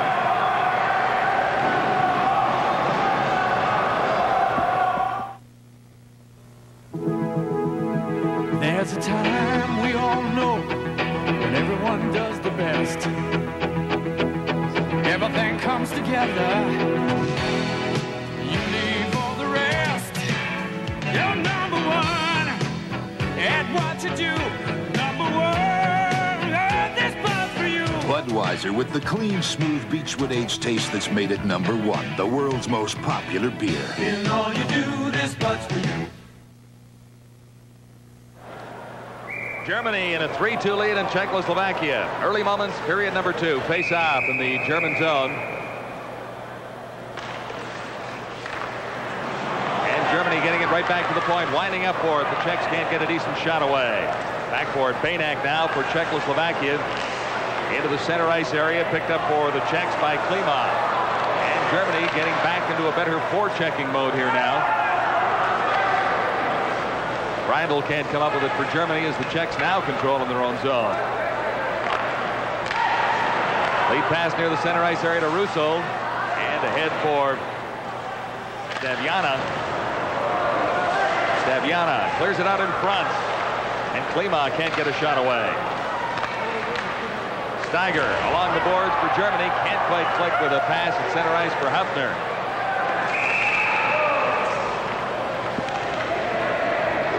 What are the Germans doing differently, Howie? Well, certainly, I just think perhaps Ole Heimer knew something I didn't know. I apologize to him for saying that he should doubt his team's success with a 3-0 lead.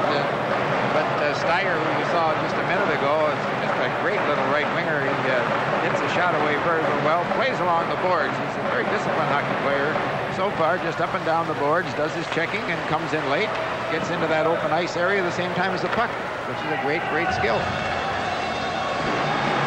Czechs trying to get out of their own zone now. Lukács. And on the right wing boards for Liba. Liba number 11 at the blue line. And Heimer rode him out of the play. Germany regaining control of its own zone. Now it's center ice. Germany goes to the attack, but not for long as it's picked up by Liba for Czechoslovakia. Over on the right side, and now to center ice. They're back into the German zone. Back behind his own goal is Kiesling. Germany getting bottled up in its own territory right now. Ahead for Odresa. Odresa going in well behind the Czech goal. He can't get a decent shot away. Long shot from the point from Heimer. Rebound all the way over the other side. Picked up by Fazil.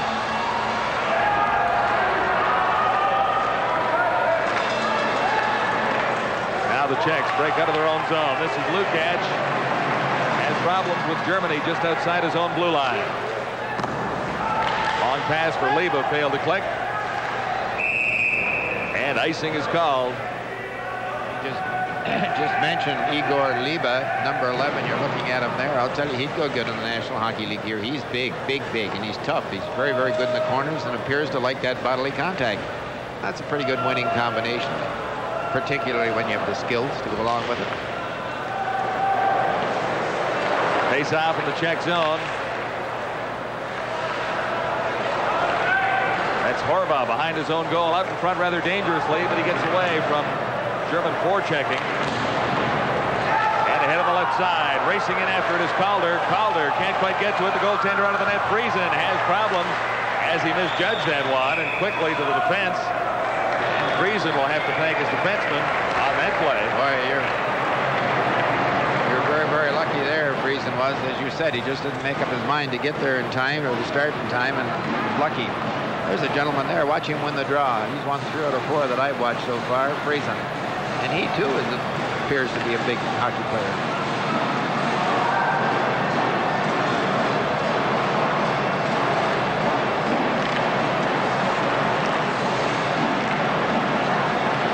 Germans having some problems in their own zone. Can't get it out across the blue line. Now it's picked up by Blum.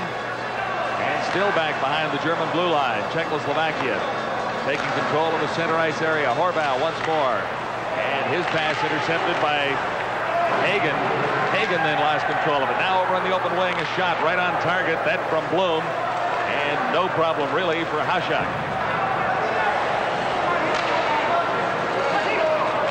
Hagen for Germany retreating back to his own blue line. Lost the puck. Czechoslovakia in control. Right out in front. Oh! Just missed opportunity. Ruzicka had a chance. And called on the offside. It just trickled across the blue line. Czechoslovakia trailing Germany 3-2 in the second. I want Steve, Frank, Mario, Tommy, come on, Mike. I guess that leaves Albert. Hey, he's your kid, brother. You take him. Come on, Albert. At Canadian Tire, we carry the best names in hockey. Bauer, Cooper, CCM, but we're just the beginning. How far you go depends on you. I sure wish we had a guy like Albert. Yeah.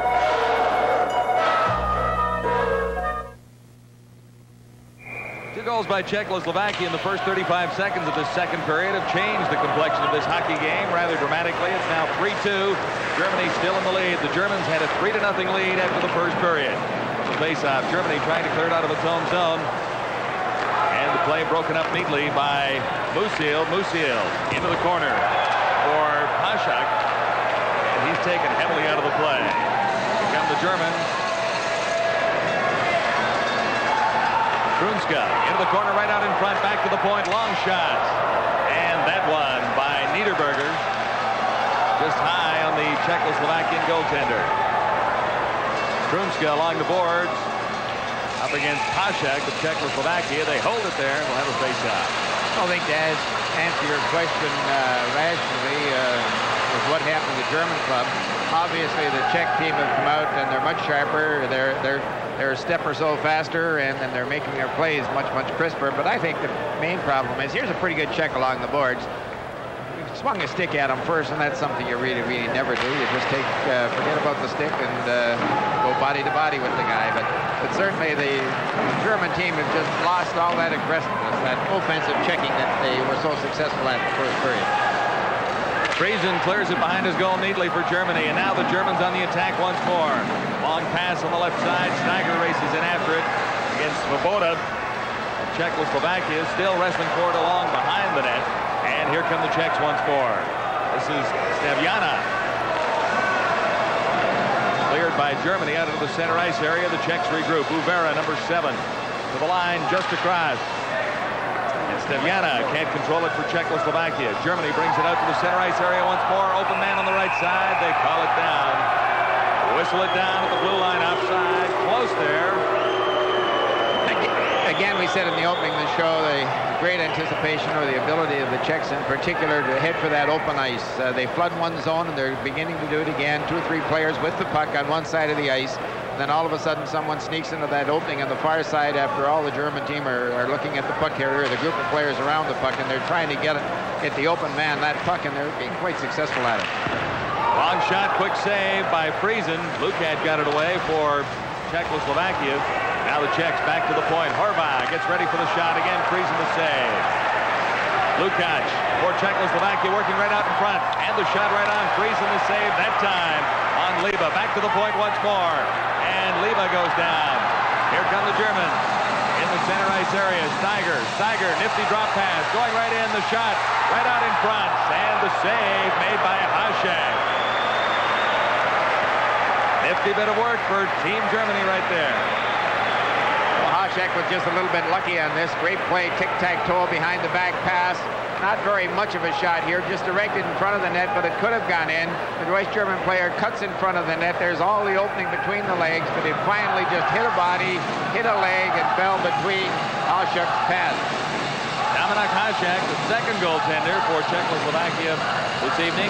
Jaromír Šindel began the game, allowed 2 quick goals for the Germans, and was replaced at 12:19 of the opening period.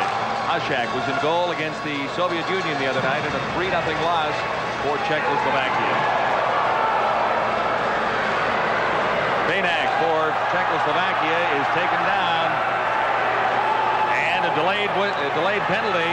Here's Liba trying to regroup for Czechoslovakia. The goal is empty. Hašek is on the bench. The Czechs have an extra attacker out there. Now they try to work their power play effectively here. Head on the left side for Klima. Klima in going niftily behind the goal as Germany tries to catch up with the puck and get the whistle.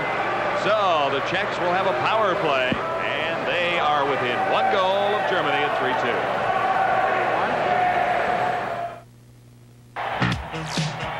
It's been a tough season in the American League with the Blue Jays chasing those runaway Tigers. TSN will cover the Blue Jays through the end of the season with exclusive coverage of 4 games featuring Minnesota, New York, Detroit, and Milwaukee. Join Fergie Alver and Bobby Maddock as we head down the home stretch. From coast to coast, Canadians are behind the Blue Jays, and TSN will put you right into the action with our exclusive coverage.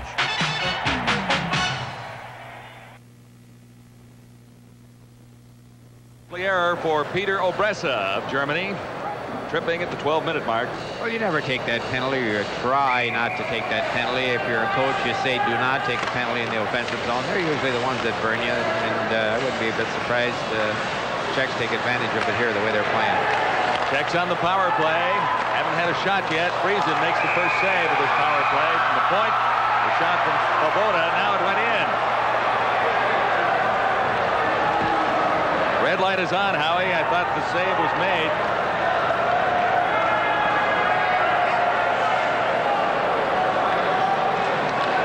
I think referee Wicks is coming over here and saying no goal.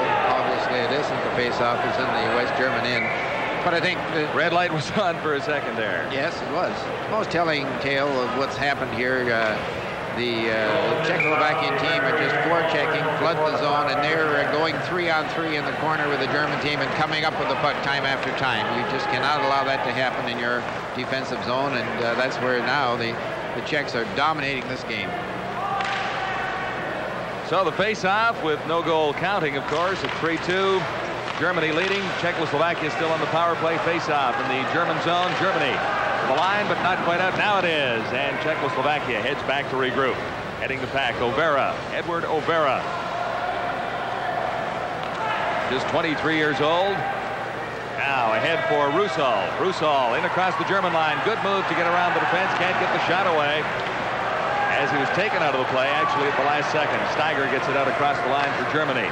And the Czechs back to regroup. Klima over on the right side for Klamish. Klamish plays it on the left for Svoboda, and it's into the German zone. Still 1 minute 9 seconds left in the Czechoslovak power play, and it's out over the boards and atop the glass.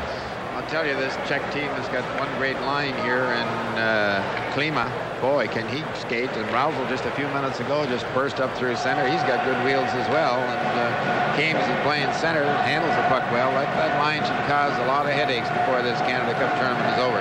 Some suggestion, Howie, that was one of the best lines in all hockey, as some international experts were looking at it the other day. The line of Russell, Klimas, and Klima. They've been together for a couple of years. That's a heck of a statement to make. Maybe the best line on the Czech team, but certainly not in hockey. The best line in hockey is number 99. I said one of the best. No, it wasn't my statement. But anyway, no. I was trying to quote somebody. Anyway, the power play continues for Czechoslovakia. 44 seconds left in the manpower advantage as the Czechs work in close now. This is Liba. Liba still with the puck, trying to find the open man at the far side of the net. 35 seconds left in the power play. Liba hasn't done anything but control it. Now back to the point. Horvath gets set for the shot. Right out in front, the rebound. And Friesen a little bit lucky on the rebound. And we've got a bit of a mix-up down here behind goaltender Peter Friesen, or Karl Friesen rather, of Germany. Players come up swinging. 22, Spazil is in the middle of that, and the player who's cut is Uli Emer. Now another fight breaks out. That's Helmut Steiger of Germany, and I can't see who the Czechoslovakian player is, Howie. That's Steiger throwing all those punches. Number 24 is Steiger. Score goals, but man, oh man, can he fight. That's one of the better fights I've seen in a long time. Totally dominated by Steiger. He landed 4 or 5 excellent blows. And here you go again, you know, and I'm as guilty as anybody else that European hockey doesn't lacks bodily contact, lacks a little bit of what we here in Canada sometimes frown upon, but quite a few people like. And here's how it all started. Watch in front of the net. They should have had a goal there had the Czechoslovakia player not got a dirty bounce. But a puck went into the corner and bang, away they went. But the Czechs years and years ago were big, were tough, played very much like Canada. Great emotion, and once in a while lost control of their emotion. And that is what happens in Canada. I'm not making excuses for it at all, but certainly it's just great to see this club come out and play with that much emotion. There's the shot. Now, there's the big center in front of the net. Has 2 good cracks at it. And, ooh, there, look at that. That's a pretty good two-hander, I'll tell you. And Heimer goes down. And the Czechoslovakian player right on top of him. So that's where it began. Heimer has gone to the dressing room for Germany to get some medical attention. He was bleeding as he skated off the ice, so we'll try and assess the penalty situation for you here with 9:53 to play in the second period. It's Germany leading Czechoslovakia 3-2, and this is Canada Cup hockey from London.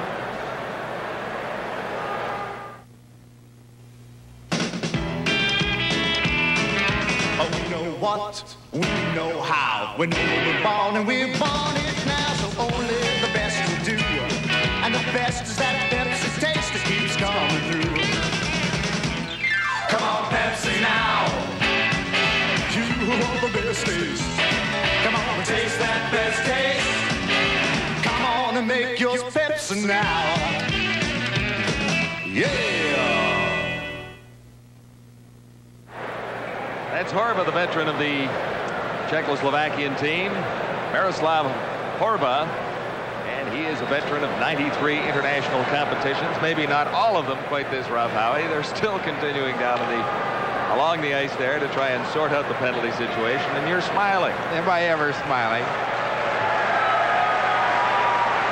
I'm smiling because I quite often at banquets and head-to-head with hockey fans across Canada and the United States have to defend the odd fight in the game. It's not necessary, but it's going to happen as long as people play a physically tough contact game, and there's boards there, and there's pucks there, and there's sticks there. There's going to be fighting, but everybody gives me this malarkey. Oh, you never see that in European hockey. All the Europeans do, they come over here and they skate and they handle a puck and they shoot and they pass. Granted, they do as good as or better than we do, but you never see them fight. Hody ho ho ho. Well, we're watching 2 European teams here today, and oftentimes we watch Canada against the European team. I'm waiting for the next gentleman or lady who comes up to me and says, I would never allow my son to play in the National Hockey League. It's too violent. I'm going to send him to Europe on a hockey scholarship. When he's done with hockey at college, he's going to Europe. There's no violence. Well, Howie, I think with your opinions here tonight, you'll likely solicit a few more comments as you walk through the airports of this country. Anyway, we await the penalty assessment from referee Ron Wicks. 3-2, Germany leading Czechoslovakia. And and 24 seconds left in the power play for Czechoslovakia. 9:53 left in the second period. In our second intermission, we'll take you back to the TSN sports desk and then get some comments from former National Hockey League referee Bruce Hood, plus Roger Nielsen's highlights of this second period of action here in London tonight. I wonder what Roger will have to say about the wee bit of violence, the outbreak we saw here moments ago. He'll just be chuckling, It's a great thing. And don't get me wrong, I think the majority of people across Canada realize that once in a while you're going to have a fight in this type of game, and they don't knock it. I think like myself, they prefer it not to happen, but facts being what they are, you're going to get it. Referee Ron Wick still trying to assess all the penalties necessary after the altercation, and we'll continue after this.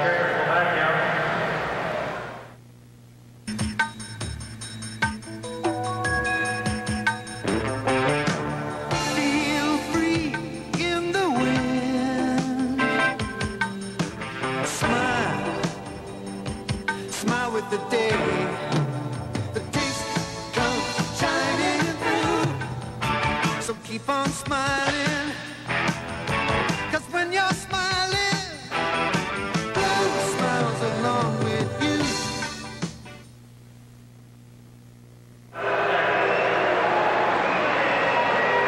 Well, maybe we've got the penalty situation straightened out here. Horva, number 4 for Czechoslovakia, gets match penalty, and number 22 for Czechoslovakia, Spazil gets a 5-minute penalty for cross-checking. Number 24 for Germany, Helmut Steiger, gets a 5-minute match penalty, and number 9, Hafner for Germany, gets a 2-minute penalty for roughing. I would imagine it might be a little difficult down there for referee Ron Wicks to interpret all of his assessments to the players when you get a situation like this. Of course, in international hockey, the gestures and the signs are exactly the same, but trying to explain it to all the people involved might be a little more difficult with the language barrier. Well, he certainly shouldn't try, because I think the people who have been close to European teams time and time again swear that a lot of them let on they don't understand English, and a lot of them really do. A lot of the players, I mean. So here all Wicks has to say is, hey fellas, go stand on your own half of the ice. I'll do all the talking in English here, and we'll set the numbers guys down, and let's play hockey.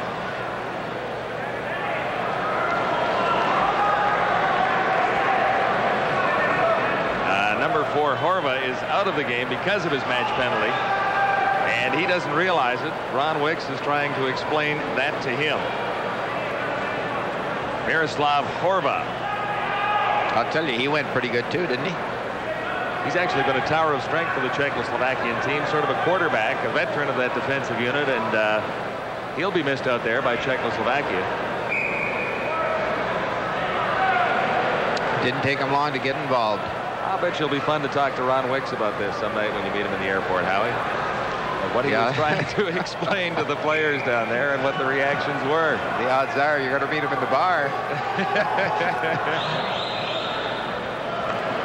It's 3-2 Germany leading Czechoslovakia. We can't seem to get by the midway mark of the second period, but hopefully rather quickly. Apparently, Horva had to get the key to the dressing room so he could get in and get changed. I saw it as he skated off the ice. He had the key for the dressing room. And the dressing room, of course, would be on the other side of the rink as far as Horva is concerned. So some concern on the face of Coach Rudy Bukash of Czechoslovakia. And at the other side of the ice, Xaver Yusin of Germany is talking to his players. That's Yusin there under the rather sharp fedora. And Bukac on the other side. Very intense coach who's spent quite a bit of time in Canada studying some of the Canadian styles. And we talked at the outset about his plans to rebuild this Czechoslovakian national team. 7 players under the age of 20 years old in this tournament. So there's a little experience out there, but there's also a lot of youth on this Czechoslovakian team, Howie. Well, I think he said thanks in a way tonight to our people, because we were just screaming for lineups and who was going to play and things like that. And as soon as we got to him, that was the cure. Sure, fellas, what do you want to know? And bang, we had it. 3 attackers aside as play is underway in the second period once more. 3-2 Germany in the lead on Czechoslovakia. The Germans had a 3-0 lead after period 1. The Czechs out with 2 goals in the opening 35 seconds of the second period. Now Germany into the Czech zone, and Czechoslovakia quick to the defense, picked up by Banak behind his own goal. Over for Musil, and Musil crosses his own blue line for Czechoslovakia. Ahead for Klima. Klima can't get around. Now flips it in front, but Friesen didn't have to make a play on it for Germany in goal. Back to the point. Musil takes the shot. The rebound is covered up by Friesen as well. He has been no less than spectacular on several excellent scoring opportunities by the Czechs. Carl Friesen.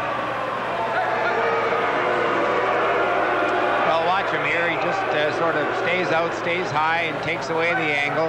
The shot was in his glove, but he dropped it, and that's a very dangerous thing to do. I think he was on his way down. Let's see. As the shot was taken, he'll be on his way down, and that's, yes, he was.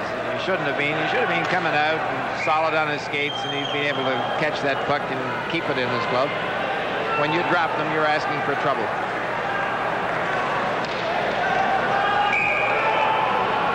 Face off in the German zone. 9 minutes, 11 seconds to play in the second period. For Germany, for Daner, the captain, center ice, sent across the blue line. All by himself for Daner, works into the corner and still controls the puck. Right out in front, one man back, it's Riesling. He takes a shot, blocked neatly by Uvera for Czechoslovakia. Now the Czechs start back. Uvera at his own line, center ice, regroups, back for Lukács. Lukács in across the line and circles back. Uvera once more. Long shot, well wide. For Daner. And now Trunska for Germany. Trunska losing it. Here's a breakaway. Going in all alone. Igor Liba. Liba in, takes the shot, scores. It's all even. Costly mistake for the Germans there. It's 3-3. Igor Liba has the 3rd goal of the night for Czechoslovakia. Well, the big problem here is you got to back that man up. You just can't be even with him or ahead of him. And Liba just comes and runs into him, picks up the puck, and there's 3 German players caught. Now watch Liba go for the other side. He goes for the stick side this time and just picks the short side with a heck of a shot.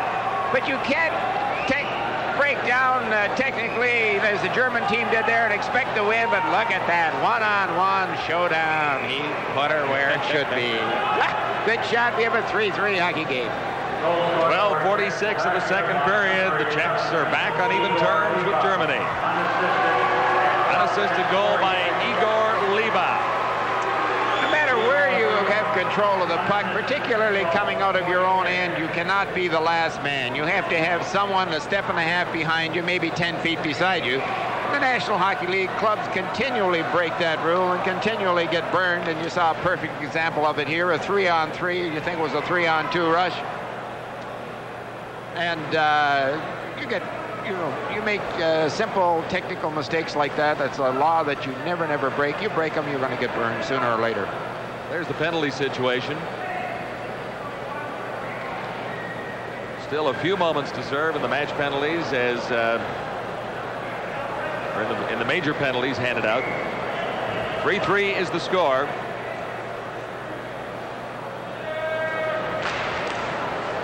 And from the faceoff, Wolf in for Germany. He loses it, and the Czechs start back. Still deep in their own zone as Germany moves up to forecheck now. That's Wolf getting a shot away.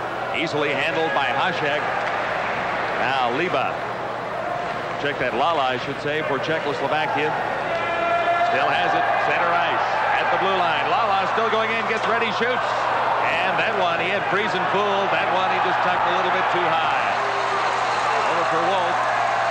And Wolf can't get it for Germany. Sharp battling on the boards with 2 Czechoslovakian players, and the Czechs come up with a puck. Kamish for Lala. Back for Kamish. At the line. Tries to split the defense. He's down. No penalty called in the play. Picked up by Hafner for Germany. Long pass on the right side. Winding up for the shot. Hasek Not much trouble with that one. It's all the way down the ice. Blum goes back for it for Germany. Number 5 around behind his own goal. And the Germans try and regroup back from behind their own line. Uvera for Czechoslovakia simply flips it right back in. That's Sharp for Germany. Peter Sharp. Now for Reindl over on the left side. Back for Hafner. In for Reindl. And right back out in front. They score! Hafner! Tremendous passing play, and there again, another simple basic rule. Broken. Hafner had the puck, drops it again. Someone had to take either one of them. Just watch this pass right back. No one picks up Hafner. Right under the stick, right on Hafner's stick, and boy, does he put it in the corner. Did the West Germans ever need that goal? Germany scores a beautiful goal. Watch his pass. Just under the hand and right on the stick, and bang. Germany has a 1-goal lead, 4-3 here in the second period. You got to pick up that man, though. You can't allow 2 people to tic-tac-toe the puck like that.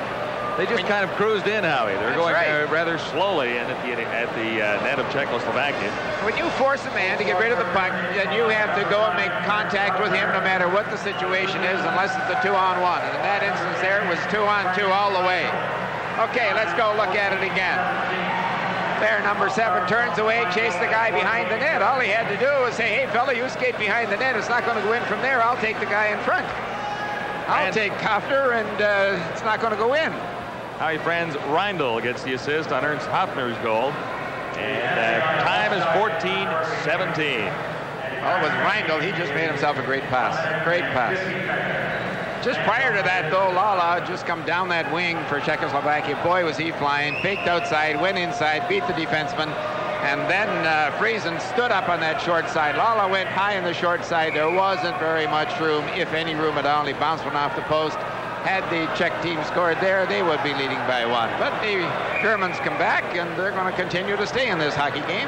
Thank you very, very much. Great goal. Super goal, in fact.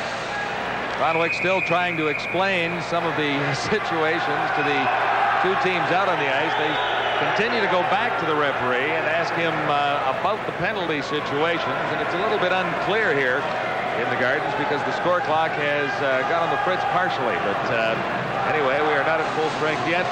There are 4 Germans on the ice and 3 from Czechoslovakia. Germans on the attack now. Trunska, good pass on the right side and coming in across the line. Meidinger had problems controlling it for Germany. Cleared all the way back down now by Czechoslovakia. And back for it is Berdaner.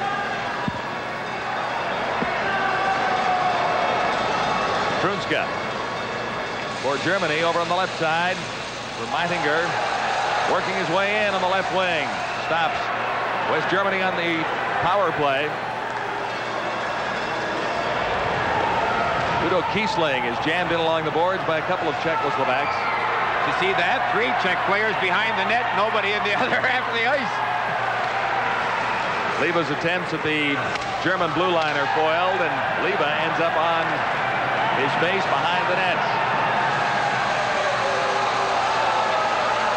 Meidinger for Germany and around behind the net of Czechoslovakia. Banak is there.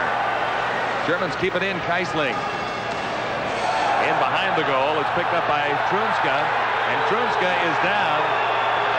No penalty has been called, but Trunska is shaken up on the play. Now the Czechs the attack once more. Broken up by West Germany, and another wave comes. Led this time by Kamish. Kamish going into the backhand, and Friesen is down to make the save. It's cleared back to the blue line. Possibilities here for Germany, and going in all alone. Get the shot away. Number 15, Kuhl. No penalty on the play. Checks right back. Uvera goes in, takes the shot. Friesen is down, and he fired it wide. And down on the ice, Uvera. He was slapped down. High stick. Uvera might get a bit of an award for that ball. But there was a stick above the head. Let's have another look. Well, here's the play one-on-one. The defenseman didn't turn soon enough, and Czech player tried to get it up high, missed the net, but just up at the other end a few moments before that, a I'll tell you something. Number 9 for Czechoslovakia. Benak, did he ever two-hand Trunska? Oh, what a blow. I think he was splitting wood. I got lots of wood down on the beach for that fellow to come and split. He could do it in no time at all. What a two-hander.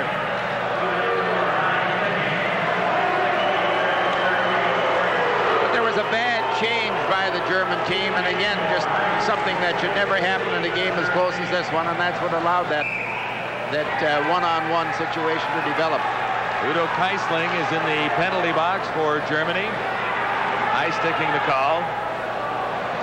And here's the hit back behind the goal, Howie, I think. Just watch this. Look at that. He really give it to him, but I'll tell you, it took a long time for the player to react. And when he did give it to him, he finished the check pretty well. He's a tough nut, that Benak. With Keisling out, Czechoslovakia has the manpower advantage. Just one man in the penalty box. 1:39 left in Keisling's penalty. Over on the open wing, and now racing after it is Calder. Over on the left side.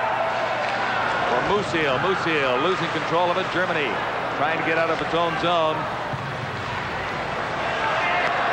And cleared out finally by the Germans. The Germans are getting a little smarter behind their net. They're throwing the puck away from the flow, and they're catching some of the checks.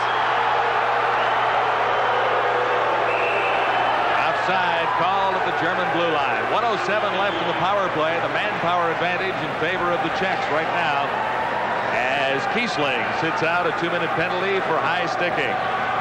Entertaining hockey, how he really has been. Certainly is. Certainly is for the hockey lover. And as I said earlier, I'm just delighted to be here. This time I mean it.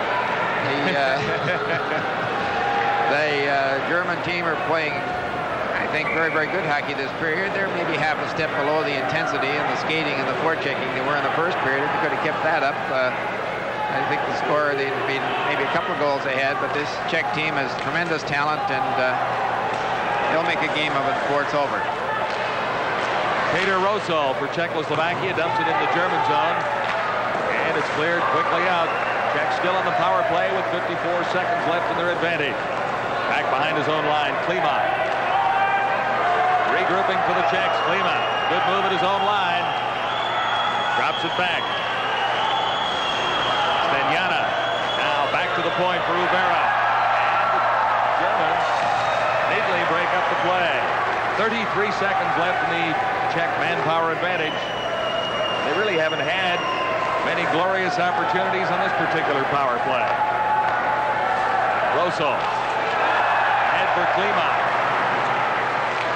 Czechs regroup. Now it's in across the line. This is Rosol. And he's decked by 2 German players at the same time.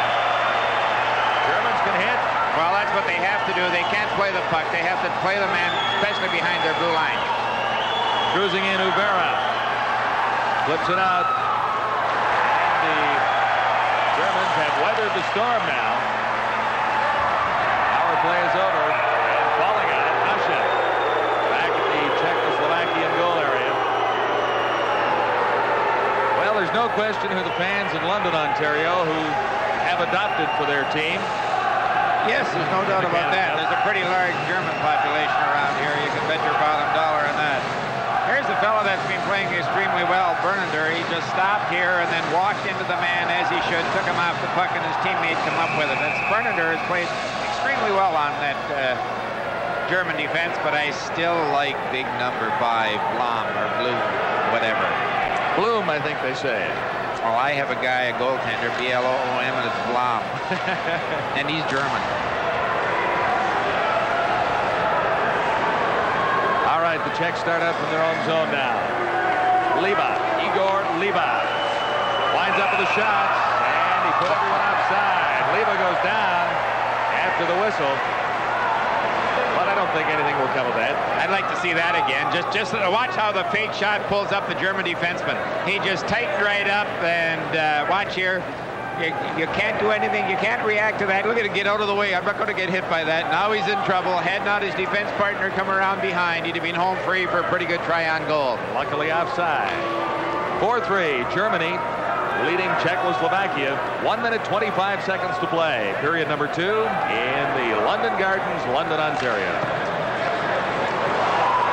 Czechs quickly from the faceoff now, right out in front, and no one was there. Perfectly set up by Hardina. Germany clearing to the center ice area. It's amazing how they clear that goal area. Like in soccer, they send one man right through, and he takes the checker with him, and the fella comes in later. They just did that perfect, but the German hockey player came back and picked him up. Svoboda for Czechoslovakia. Now Klima. And Klima crosses his own line. Ahead on the left side. Going in now. Decided to turn around. Hardina right out in front and flipped out of harm's way by number 4 Kiesling for Germany. And whistle down. 41 seconds on the clock. Second period. Well, you're beginning to wonder if both these teams can continue the pace. They said earlier they really prepared themselves for this. Came to play hockey. Very, very fast, exciting, rough, tough first period. The second period here, I would think the Czechs have upped the pace just a little bit, and they seem to be maintaining it. The German team's going in fits and starts. If anything, I think the German club's in a little bit of trouble, but if they're well conditioned, as most European teams are, then I think they can stand the pace. The German team has only been together for about 3 weeks for the Canada Cup. Face-off back to the point. And Uvera can't get a solid shot away. Now for Czechoslovakia, Bejnak. And over on the left side, it's cleared into the German zone once more. 28 seconds to play, second period. Flipped ahead to the center ice area, knocked down by Uvera. I've got something else to say. When I bump into Canadians, they say, hey, the Europeans never shoot it in. They've just shot it in 4 times in a row. Czechs on the attack, shot fired wide, that time by Lala. 7 seconds to go, period number 2. And that could just about do it, or will it? Well, another great period of hockey here at the London Arena. The German team leading by 1, 4-3 over a very strong Czech team, and exciting hockey. Good bodily contact hockey. At times it got a little bit rough, but not too rough, really. I'm enjoying it. Great fun. You've been smiling all night long, Howie. I've been watching. It's worth the trip. 4-3, Germany leading Czechoslovakia at the end of 2.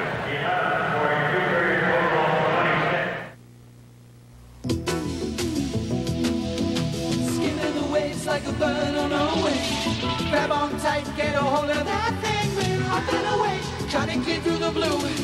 Keeping friends close, making the most of those blue sky days. And blue smiles along with you. The taste keeps coming on through. That's blue smiles along with you. Welcome back to TSN Control in Toronto. Jim Van Horn with Bruce Hood. 4-3 for Germany over Czechoslovakia. Bruce, you mentioned at the start of the game that you felt that the Germans could beat Czechoslovakia, and they felt it themselves. They've really taken it to them. They sure have. When they made that statement yesterday, I said, yeah, you got to be kidding, but boy, they sure have taken it to them. I had made a note probably through the period that Germany plays the North American style probably better than any European team, and I think it's because of the influence of, well, they have 3 Canadian players on the team. We have a lot of players and coaches in hockey in Germany, and then all of a sudden a fight breaks out, and I said, oh wow, I don't think I should say that, but both teams were involved in it, but that's the first fight I've seen in Europe. It's very unusual to see an altercation of that nature, as severe as that one was. It really was quite severe to see that in international hockey. How much leeway do you have, or do you give a team or a player before you would call a match penalty like was called tonight? Well, in that situation, they really didn't have any alternative but to assess the match penalties. It's interesting that Team Canada players commented that some of the players on Team USA were a little more aggressive in the game last night because they felt that you know, they could do it because there wouldn't be any fighting. But tonight proved that it doesn't matter where it is in international hockey or North American hockey, what have you, fighting can take place. Let's go back to the first period. Germany scored 2 goals to take the 2-0 lead. You could see that maybe they had caught the Czechs off guard a bit, but when they scored the 3rd one to take the 3-0 lead, you could almost see the panic setting into Team Czechoslovakia. You sure could. It was interesting. I predicted, and I thought probably the Czechs would be a little flat after their showing the other night, and then with playing Germany, figuring, well, they're not going to be much, and they came out flat. I thought they'd come on stronger, especially the goalkeeper change, and they'd you know, get geared up, but I think Germany also gained some confidence early, and wow, it's turned into quite a hockey game. John and Howie talking about the goaltender change, that after the 2nd goal was scored, do you think that maybe they may have acted or reacted harshly and pulled him to Well, I think it was a twofold thing. Maybe they felt that the goal you'd let in at least one. The second goal he probably should have had. And maybe a lot of coaches will change the goaltender to shake up the team and say, hey, come on, you guys got to get going. He can change the goalkeeper. It's a conspicuous thing. Players sitting him out on the bench and that sort of thing, that's not conspicuous. So I think that was his idea. I would imagine that Coach Bukac must have shaken him up pretty good in the second intermission because they came out flying. I think so. I think so. What do you look for in the third period? Well, I don't know. I'm sitting on the edge of my seat. I think people out there watching on television must be doing the same thing. It's turned into a really interesting hockey game. Germany are finishing their checks, and they're, like I said, the North American style. They make the check and kind of stand there and glare at the Czechs to say, you know, do you want to react to that? And the Czechs are backing away. It should be a really exciting period. Well, maybe that Germany will be able to finish off the Czechs in the third period as well and hang on for the win. It's 4-3 for the Germans over Czechoslovakia after 40 minutes of play. We'll be back with Roger Nielsen. First this.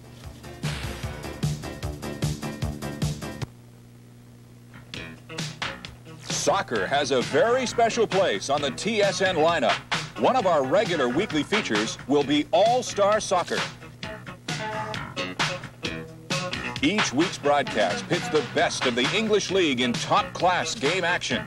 Watch the Match of the Week exclusively on TSN's All-Star Soccer.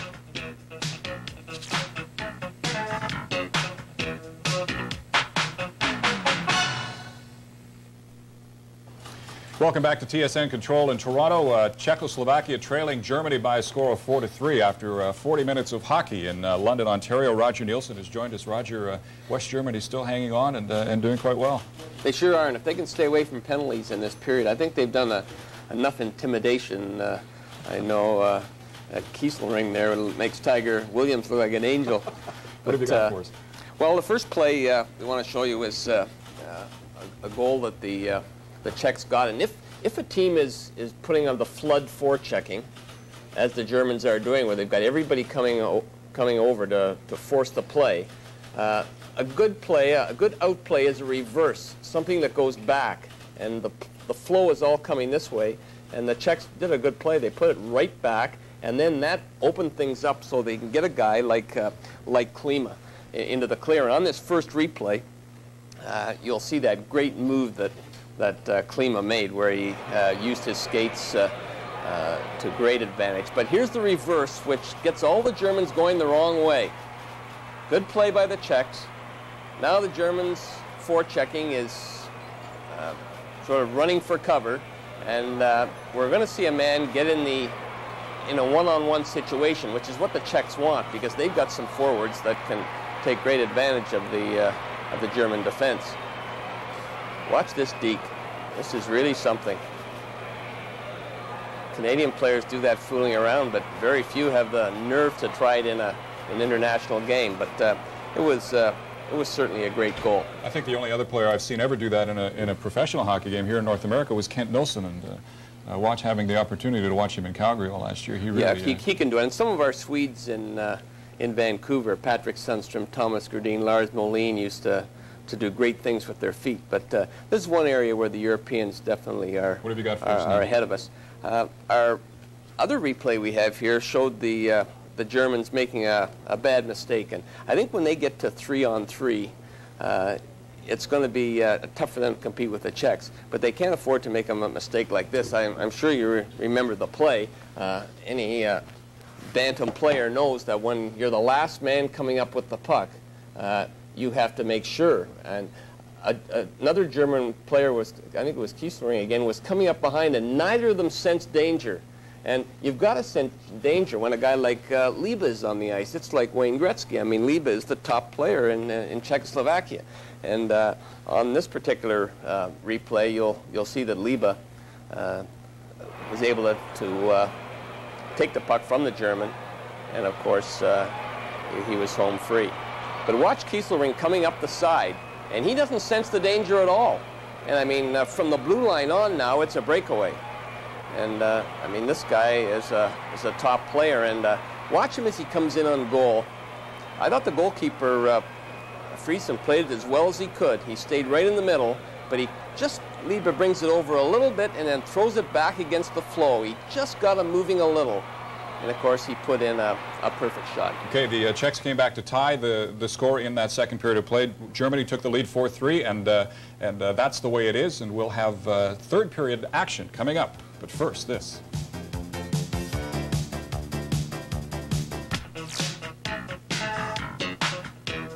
If you think boxing is tough, take a look at this. The action is always fast and furious on TSN's Full Contact Karate. As you can see, it's a sport that excels in quick thinking, timing, agility, and brute strength. Each week, the Professional Karate Association provides top-caliber opponents in what has become North America's fastest-growing ring sport.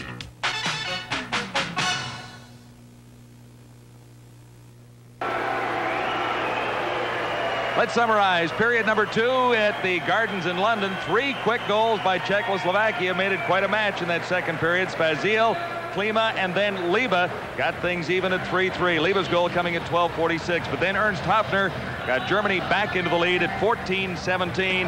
And Germany led 3-0 after 1, 4-3 after 2 periods. The shots on goal, 13-7, favoring Czechoslovakia once more for a 2-period total, 26-15, favoring Czechoslovakia. Howie Meeker has been smiling at this hockey game all night, perhaps because he's a little bit surprised at the way the Germans have been able to play against Czechoslovakia. We've got 20 minutes to go, Howie, but Germany has been quite a story here tonight. Oh, there's no doubt about it, but I think their main story is that, you know, no matter where I've gone the last 15 years, and I've fallen in that same trap. It's the same as anybody else. All you people who watch hockey, European hockey, you say, hey, it's speed, skill, and finesse, no bodily contact, and you wouldn't want to see it over 80 games. But I'll tell you what, if they play this type of hockey regularly in Europe, it'll sell out there. The greatest entertainment there is in the world, the same as it is here. Hockey is to be played like it's played here tonight. Speed, skill, and finesse, but still that bodily contact, that checking, and once in a while, a wee little outburst of tempers. Howie, one would have thought when the Czechoslovakian team came back to tie it up at 3-3, it would have been Czechoslovakia with the go-ahead goal, and I thought the goal that Germany got to take the lead once more was one of the prettiest I've seen in some time. They set it up beautifully, and I think that surprised a few people, too, that the Germans would be able to come back. Well, it surprised me. I thought, uh-oh, 3-3. The Germans now just fold up their tent and silently sneak off into the night, and it's game over, 6-3, and you and I are going to have to sit here and suffer through a third period. But no, they did bounce back. It shows they've got heart, they've got determination, they've got pride. The German team, what have you noticed about them through the second period? They had a few problems regrouping in the second period, but what did you notice that a turning point that got them back into the hockey game anywhere at all? Well, I think the fight helped. I think the fight helped them. Certainly, if there was an unsettling effect, it worked against the Czechoslovakia team, and it brought the Germans back, although it cost them a goal in a very, very foolish play. But great goaltending. I'll tell you that Carl Friesen, they tell me the Winnipeg team have put him on their reserve list, and that's one of the few really smart things they've done out in Winnipeg in a long time regarding their hockey team. So it is 4-3 Germany. We head now into the third period, and it's been an entertaining hockey game, as we mentioned a couple of times. The German team coming up with a few surprises, and a 3-0 lead at one stage. It all disappeared for a while to a 3-3 tie. Now it's up to Czechoslovakia, a team that would have the pressure on it going into this third period. The Czechoslovakian team is expected to be in the medal round of this Canada Cup Hockey Championship. And if they lose tonight to Germany, it's going to be a little bit of a tough road to get to the medal round. Czechoslovakia has yet to win in the Canada Cup after losing to the Soviet Union 3-0 in their opening game. And Germany, in its first Canada Cup ever, looking for its first Canada Cup victory. So we're in for a pretty good third period, I'd say. I might go back. The sports writer, I'm sure, for the newspaper London Free Press, come over to me, and I walked by him, and he said, hey, great game. I said, super game. I said, the Germans are really surprising me. He says, hey, they're not me, because the Czechoslovakia team in 2 world competitions in 82 and I think in 80 have defeated the Czech team. The Czech team has never beaten the German team in international competition. How about that? There was one tie in there as well. So here comes Germany to the attack. Third period nicely underway now. Germany going in. Backhand shot. Gloved handily by Hašek.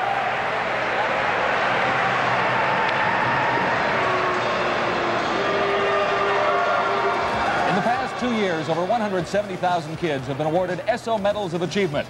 These minor hockey awards are just one of the many community programs that Esso supports across Canada. because to Esso, it's a good, healthy way for youngsters to grow up and develop.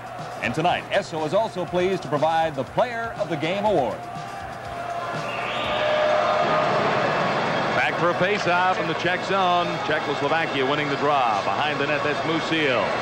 Musil up to his own line. And on the right side, and cleared in quickly by 17 Ruzicka. Shot was on, and Friesen made the save. Kept in at the point by Banek. In around behind, and Friesen was quick to make the save there. As Czechoslovakia's Lala snuck around behind. Now Germany on the attack. Reindl is stopped in the center ice zone. And it's fired in. Friesen makes the save, clears it ahead, and right back into the center ice zone. Czechoslovakia grabbing possession there. And Germany coming up with it. This is Blum down the right side. Blum just dumps it into the Czech zone. And Hašák out of the net to set it up for Banek. And on the right side, Ruzicka can't get to it for Czechoslovakia. This is Blum for West Germany. And it's held along the boards right on the center line. You know, I usually come to hockey games and just sit here and wait for someone to make something happen, to do something outstanding, and then you look down and see his number. And a few minutes, I think we'll be looking at number 20, red, Yuri Lala. He plays for that Czech team, and I'll tell you, he has just a great set of wheels. Can he ever motor? Handles the puck. He just received a bullet pass a moment ago on his stick, just like it was a lacrosse stick. It just snuggled in there so nice, and he got rid of it again just as quick. Good hockey player. Lala in 23 international games so far this year has 19 points, 10 goals, and 9 assists. I'll tell you, those Germans really lay on the wood, don't they? Watch them. You go by them, boy, and it hurts. For Germany, Kiesling clears it to the center ice zone. Now ahead. And going in, can't get the shot away. Number 22, Rudiger. He's one of 3 Canadian-born players on this German team. Czechs out across their own line now. Led by Hrdina. And Kiesling breaks up the play. It's back to Kiesling behind his own line. Ahead to Rudiger. Rudiger gets it across the Czech line out in front. And the pass just missed Peter Schiller. Kiesling, number 4 for Germany. Dumps it into the Czech zone. Skating after it is Peter Schiller. And cleared right back to the German line. Blum has it on the right wing boards. Blum ahead for Kuhl. He can't quite get to it. And it's going to be a race to Uvera for Czechoslovakia. Germans in forechecking. They jam it along the boards. Uvera is there for Czechoslovakia. And the face-off will be in the Czech zone. Third period action is underway. It's 4-3, Germany in the lead. The break starts the game. But on TSN's legendary pocket billiards, the game is played by the best. Names like Minnesota Fats, Willie Mosconi, Luther Lassiter, plus an amazing 33 world champions will compete playing 8 and 9 ball as well as straight pool. Legendary Pocket Billiards travels to Atlantic City, Las Vegas, and New York to pit these masters of the game against each other in a contest of skill and accuracy.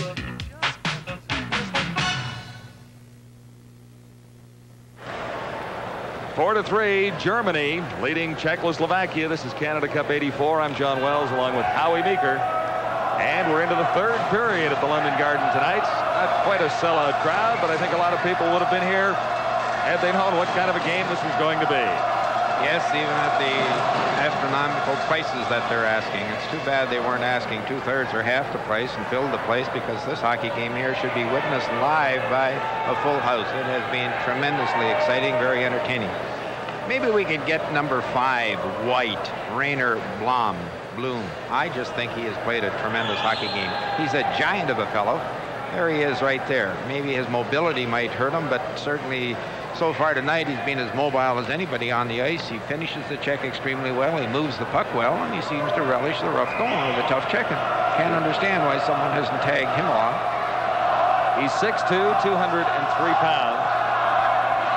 3 Canadians on this team, as we did mention a little bit earlier. Carl Friesen, number 27, the goaltender, as well as Manfred Wolf.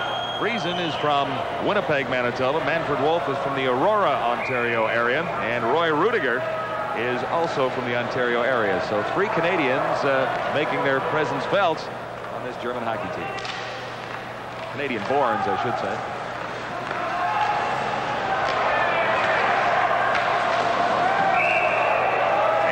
whistle as Mettinger and Musil tangle up just outside the German blue line.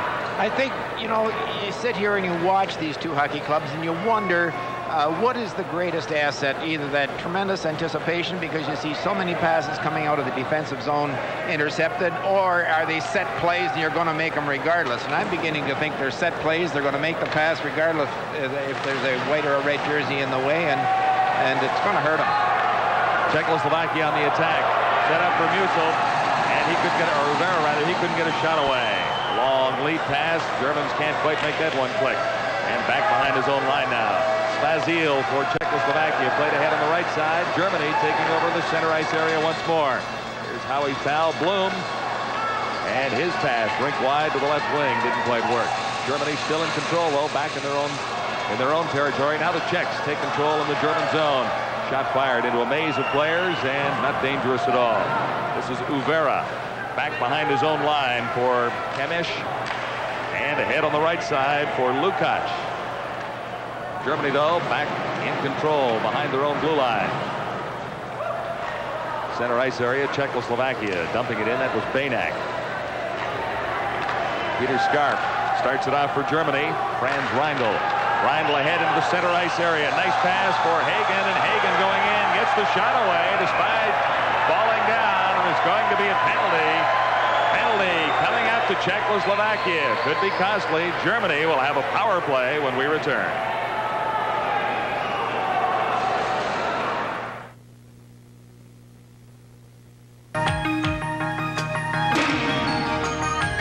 Here's something new, so you'd better look twice. Yes, it's Labatt's Light, and don't it look nice? You see the bottle's brand new, with a twist off cap too. Still tastes light and so smooth, and it's looking so new. Yes, it's Labatt's Light.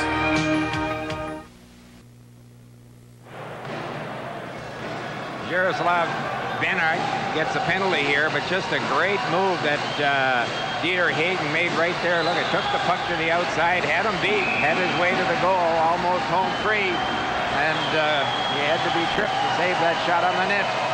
That could cost him, though, too. Face off in the Czech zone. Germany on the power play. Kiesling gets the shot. He's well wide of the target. Back to the point, the other side. It's fired in. And wide on the other side, Kiesling. In behind the goal. Back to Czechoslovakia now, who take over as Hydernina clears it all the way down.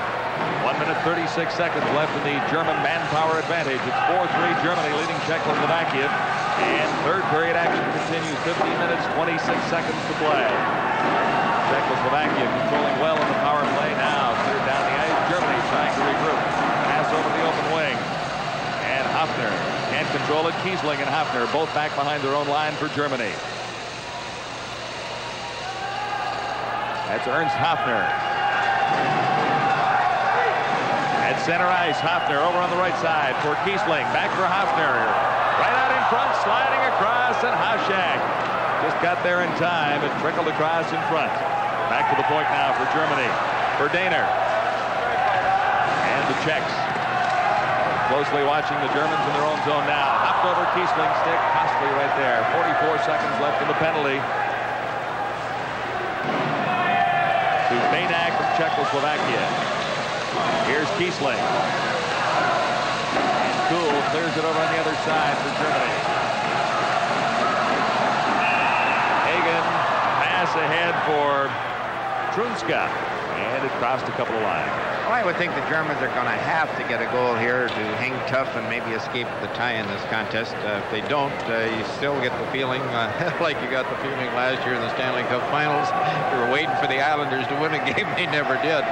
You might wait for this Czech team to score another goal, and the way Friesen has been playing goal, they might not, but I just don't think a one-goal lead by Germany at this time is enough. I kind of hope it is, because they played well enough and deserve perhaps to win a hockey game. Into the German zone now. Trunska back behind his own net. Just 13 seconds left in the manpower advantage for Germany. Center ice area. Meitinger. Now Scarf over on the left side for Meitinger, and it's golfed away by Czechoslovakia. That is enough. The penalty has expired, and it's 4-3. Germany leading Czechoslovakia now with 13 minutes, 52 seconds left on the clock.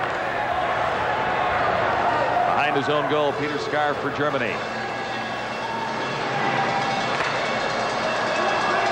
Scarf ahead for Rainer Blum. Trunska can't quite get to it. Now he does pick it up in the center ice zone. He's wrestled off the puck. Kuhl going in for Germany.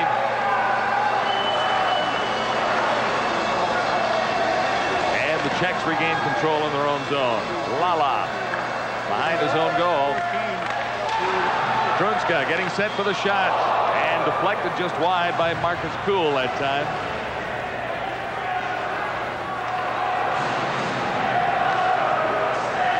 Ruzicka, 17 for Czechoslovakia. Tried to find a pass on the far side. It wasn't there. Now Musil starts back for the Czechs. Dumps it in across the German line. And Trunska back to touch it. It's called on the outside. 4-3. Germany still in control.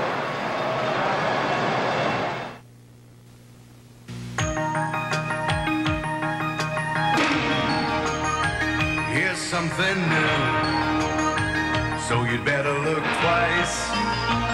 Yes, it's Labatt's Light, and don't it look nice? You see the bottle's brand new, with a twist-off cap too. Still tastes light and so smooth, and it's looking so new. Yes, it's Labatt's Light. Face-off in the Czech zone with 12 minutes, 51 seconds to play. Third period, Canada Cup 84 hockey action, London, Ontario. Head for the Czechs. Spazil racing after it. Ridden out of the play by Trunska for Germany. Now, Lukács for Czechoslovakia feeds it right out in front. And Spazil can't get a shot away. Another shot from the point, and that shot from Banak was blocked by the defense. Boy, that Czech team's scary when they get possession of the puck in the offensive end, don't they? There's a Canadian, Roy Rudiger. You know, I really like what he's doing out here, folks. Time and time again, you seem to think, hey, he must be playing defense. He must be playing defense. Nope, he comes right back deep. He's a winger, comes back deep in his own corner, controls the corner. And when the play comes out the other side, he comes into the hash marks at center ice. Never runs ahead of the play. And, oh, that's so important in this game of hockey, how you play behind your blue line, and he's just doing it perfectly. Rudiger gets it ahead for Wolf. Now it's into the Czech zone. Schiller is after it for Germany. That's number 7, Peter Schiller. Czechs back in control. Still behind their own line. Ahead on the left side for Musil. Knocked down by Riesling.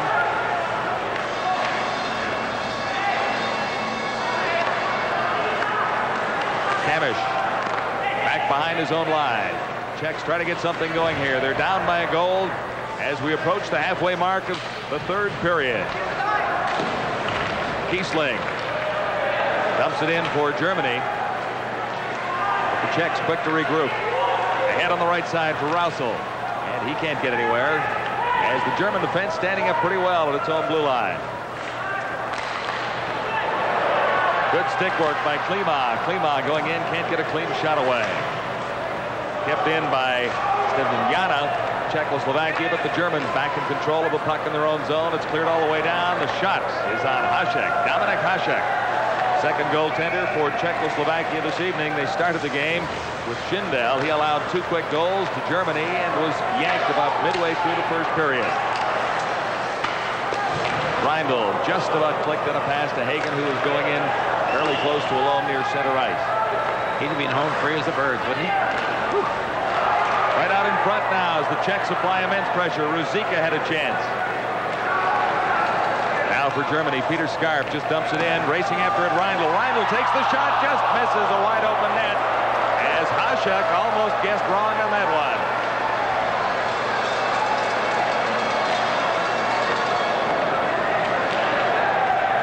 Reindl skating miles out here for Germany. That's number 7. Uvera for Czechoslovakia. Check from behind. And trailing on the play, Banak is able to save the play for the Czechs. Lukács getting ready for the shot. He fired it wide. Had lots of territory to shoot at as Friesen had to come out to cut down the angle. He wanted to knock down the end of the rink instead of putting it in the net, didn't he? Well, he missed by a mile, Howie, but he had a good scoring opportunity. Here he comes again, same shot. And that time, it was Kiesling, Udo Kiesling, over to deflect it out of harm's way. Look at those Czechs. Four of them in the corner. Look, four of them. That's it, against the flow. Super. All the way down the ice, fired by Germany, and icing will be called against the Germans, who may need a little break to get away from some of that immense Czechoslovakian pressure.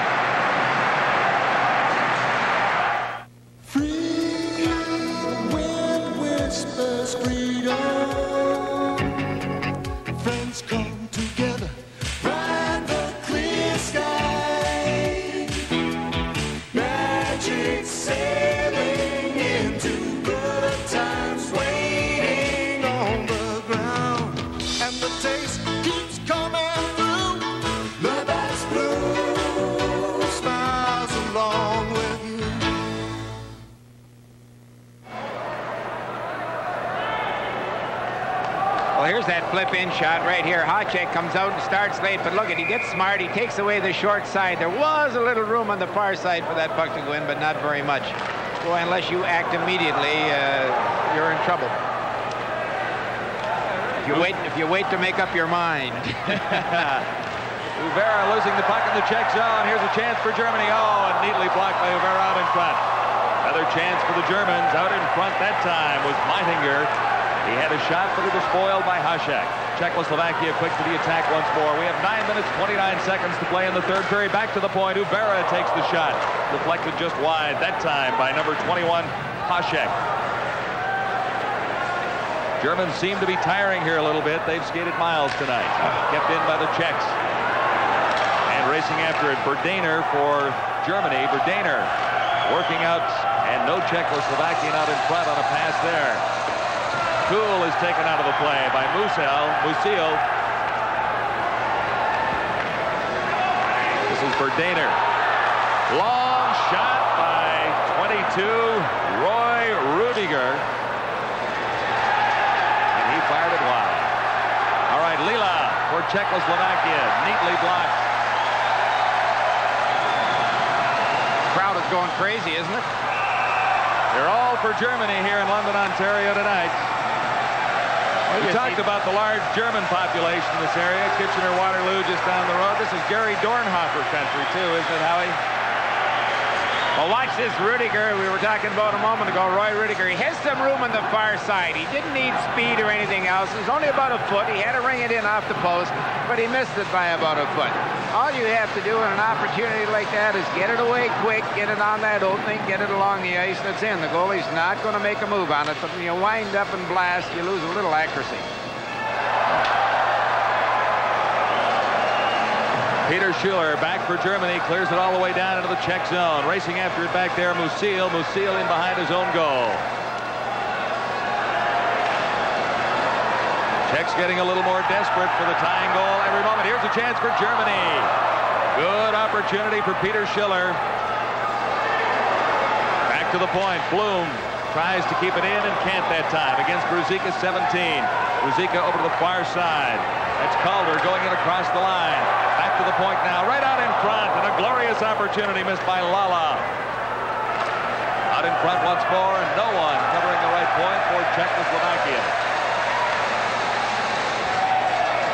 Dumped in by Banak. Racing after it, Lala, number 20 for the Czechs. In against Hoffner. Right out in front once more, and it's kicked away. He doesn't have a skate. He doesn't have a stick. Kicked to Banak. Tried it with his skate. Couldn't keep it in. Three fellas out there without sticks at one time. Czechs more desperate by the moment. Now 7 minutes, 25 seconds to play in the third period. And Kiesling clears it all the way down. Good play by the Germans under Czechoslovakian pressure once more. It's 4-3 Germany. Happy times in London.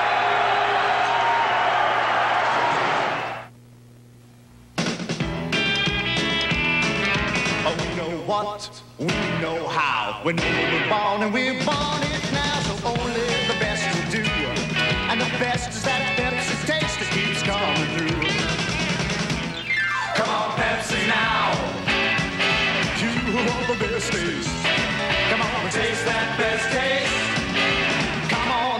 yours Pepsi now.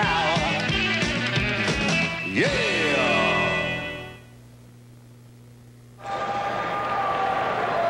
Well, here's where, just take a look around. There's more football than hockey here simply because fellas without sticks. I remember one time when I played with the Leafs, there were three of us. Myself, I broke my stick. Garth Bush and Bill Brilko broke theirs against the Montreal Canadiens with 5 minutes to go in a championship hockey game. I'll tell you the result of what happened after. From the face-off, Germany in control of the puck in its own zone. Now losing it as it's kept in by Uvera for Czechoslovakia. Back to the point. Uvera gets a shot again. It's deflected wide of the target. After it is Spazil. Spazil gets it out in front, and Friesen has an easy play on it. Reindl ahead now for Hagen. Hagen going in. Takes the shot right off the Czech defenseman. Spazil. And the Germans will gain control in their own zone. That's Hagen playing it around behind his goal for Hafner. Hafner to the line and just out. Ruzicka for the Czechs. Back to Uvera. Uvera back to Ruzicka. Ruzicka going in. And can't get a shot away. For Daner into the corner. 19 for Germany. Out in front once more, and it's cleared to the blue line and out. There's going to be a penalty there. There is going to be a penalty coming up to Uvera for one with Czechoslovakia. Maybe two penalties. It's 4-3. Germany leading Czechoslovakia.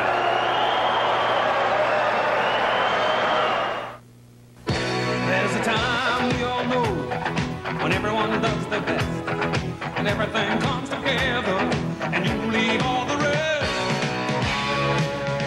You're number one at what you do.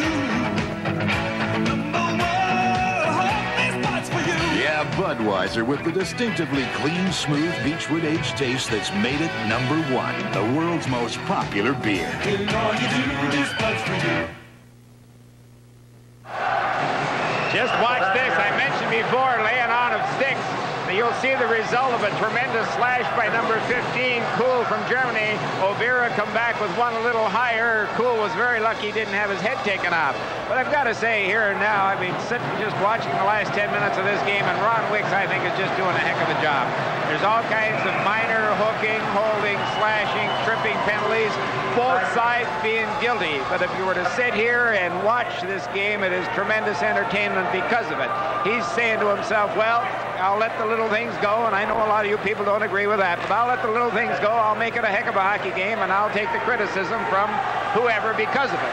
It's a heck of a period of hockey, mainly because of Wicks.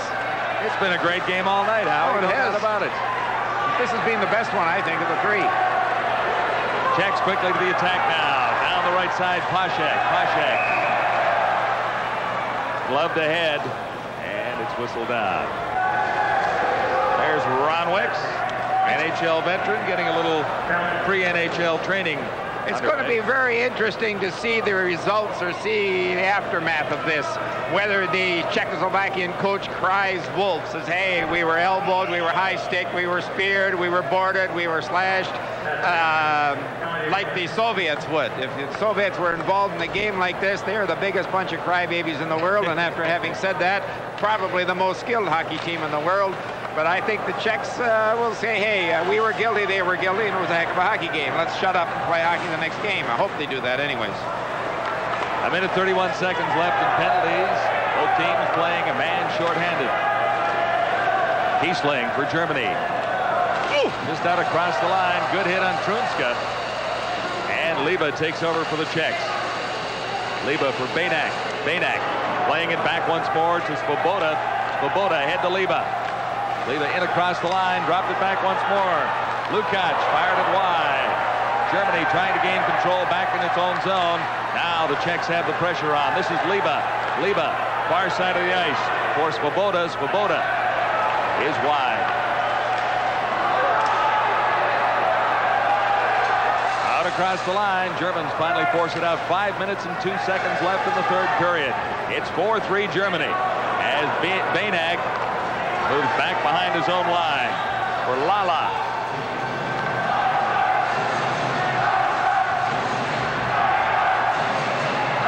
Lala over on the outside for Musil. Musil across the line, and he's being ridden out of the play rather effectively by Rainer Bloom.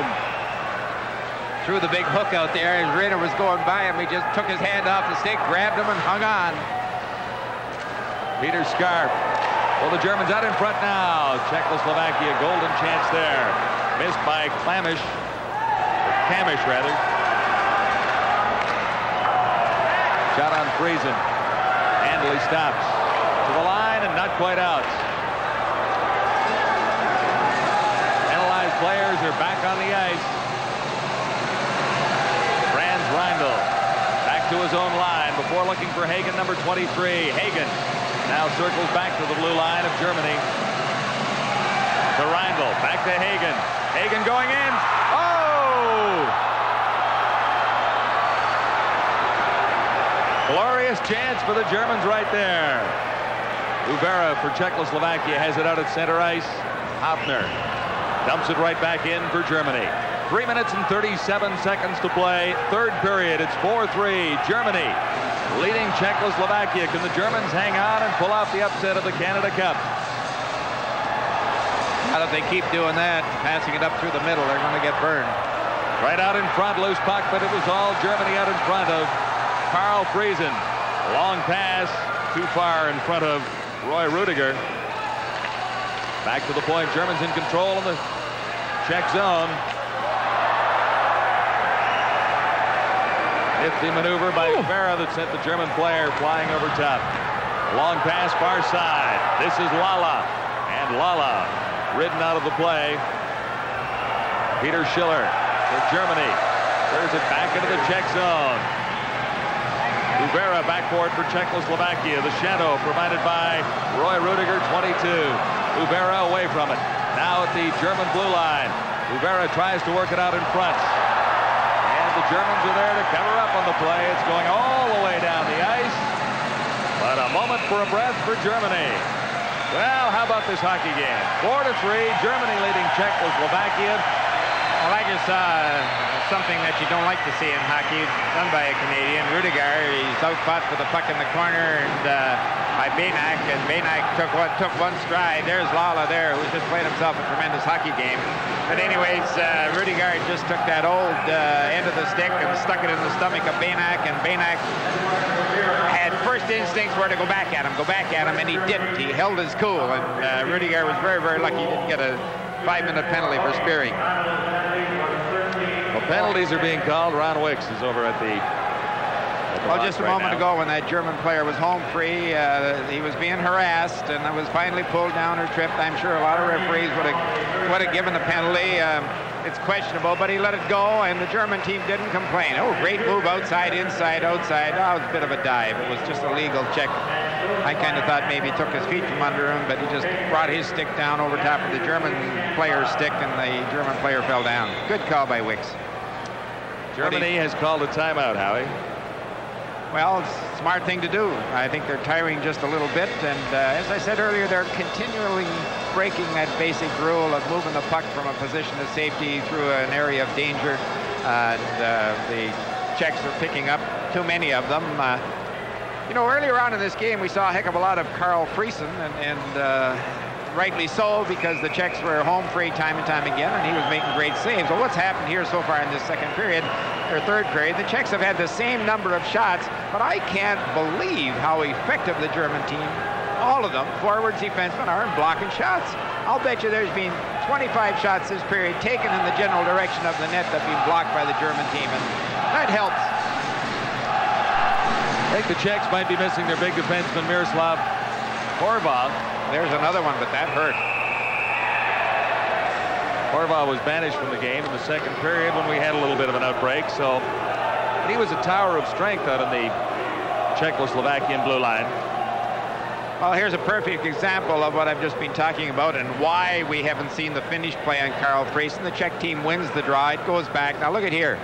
3 guys go down in front of the Czech player who's taken the shot, and look at in front of that net how well the guy is taken out. The German player, if we could see that again, it's just a perfect example of how to take the man out, going in front of the net to screen or to pick up the rebound. All right, watch again. Watch the draw. Now you see the Czechoslovakian centerman. Cruz in front of the net. He knows. Now see how the defenseman comes and picks him up, picks him up, picks him up. There's no way in the world that he's going to get a rebound or he's going to deflect it in. Very, very well done.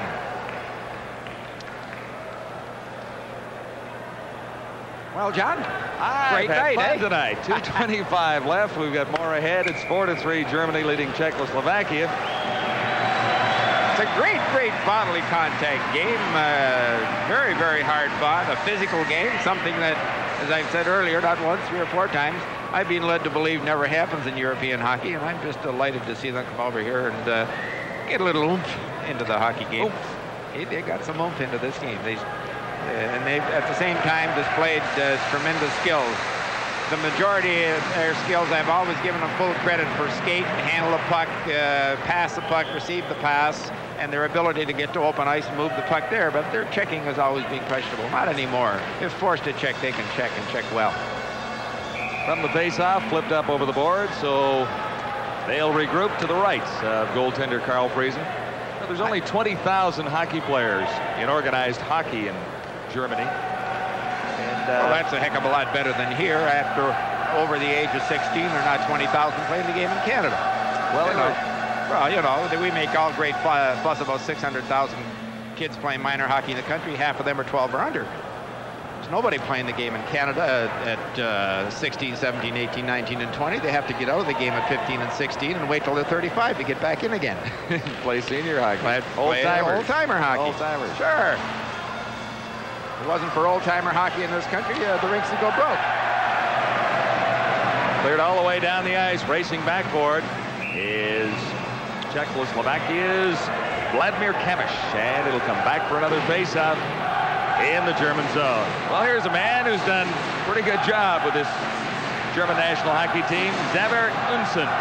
I'm going to have to get me a good interpreter because I want to talk to him. I just think he's done a heck of a job. He's a very, very interesting person. And very calm on the bench, too, isn't he?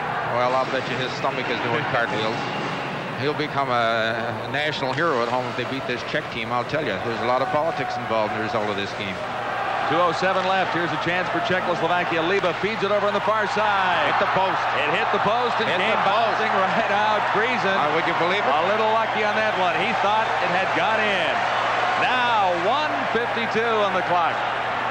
The Czechs getting desperate, and more so by the moment. Lukács fired it high and wide. Once more a shot that time from Spazil, and out in front, back to the point. Winding out, they score! Got it. They finally got one. The German from the point. Ubera fired from the point, and Friesen couldn't hold him out forever. Look at you think they just won the national championship. Look at this. But the German team 3 times had possession of the puck, and they piddled around with it and finally dumped out the center. Just a nice little wrist shot in the general direction of the net. It looks like a Czechoslovakian player golfed it and went in up high. Full value for that goal because the German team did have several opportunities to get it out of harm's way, to get it behind the net, to freeze it, and they didn't do it. The Czech team certainly have played forecheck very, very well and played well enough in this period to earn that goal. Now I think the big job at hand for the German team is to get out of this with a tie. And that may be tough with 1:36 to go. Czechoslovakia has called the timeout right now. And there you see Ludi Lukács instructing his players. There's the chance right there, but he was hooked from behind. Number 11 had a chance to control the puck. And prior to that, as I said, 2 or 3 players. Someone in front did get a hold of it and drive it up high. Friesen was down. I don't think there's any way in the world it was going to get in earlier. Well, there's Dudacek. You know, he's a Buffalo draft pick, Howie. Yeah, and those that have gets, that's what I've heard 3 or 4 years every time I go around the league. And Buffalo are those that have, and they get this little guy, and they said if we can ever get him out of there, he'll be a superstar.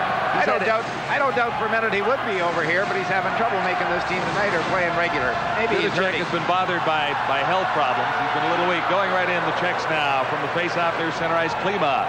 His chance foiled at the last moment. Friesen the save, puts it behind the net. And the Germans struggling a little bit here now. Right out in front. 2 Czechs right out in front. And right again, Friesen out, a brilliant save, and everybody's down.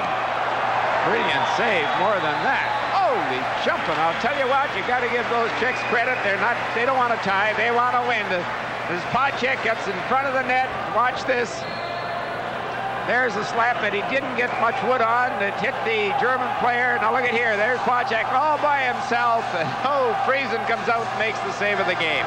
They get out of this contest with a point. It's that save right there. He decided, hey, I got to get out. I got to get on top of the puck. I got to get down low. He did those three things, and he got lucky.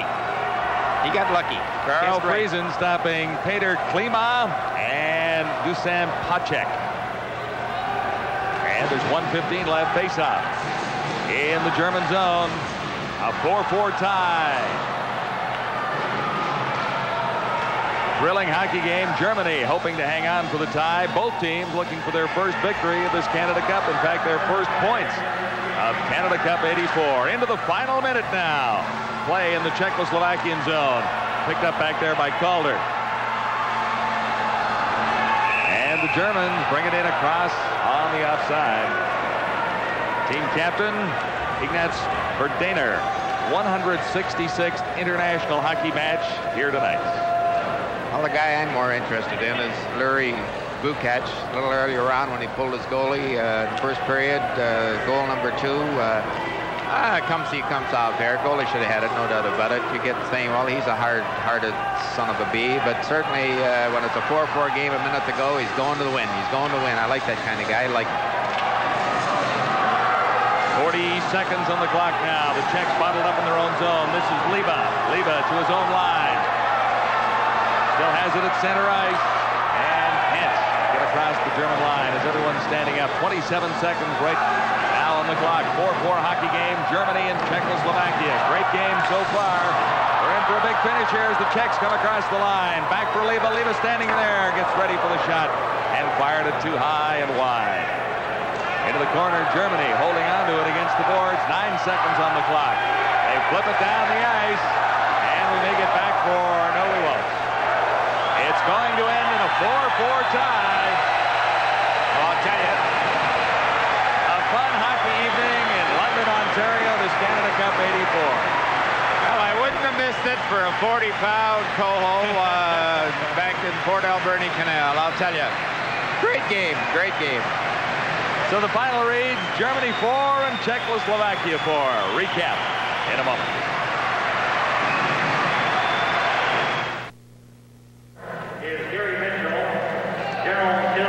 We're here now for the presentation of the Labatt's players of the game. And for Czechoslovakia, Igor Liba. For the German national team, Carl Friesen, the goaltender. And I don't think we'll have many arguments about the players of the game this night in London, Ontario. A thrilling night of hockey. It ends in a 4-4 tie. Germany coming up to surprise just about everyone, but not quite enough to pull off a victory over Czechoslovakia. Again, the final 4-4. This is Canada Cup '84.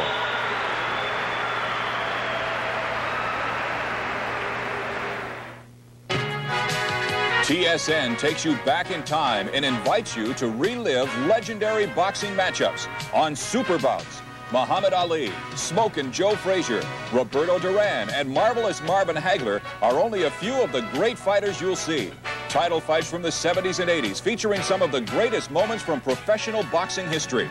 Super Bouts is super entertainment on TSN.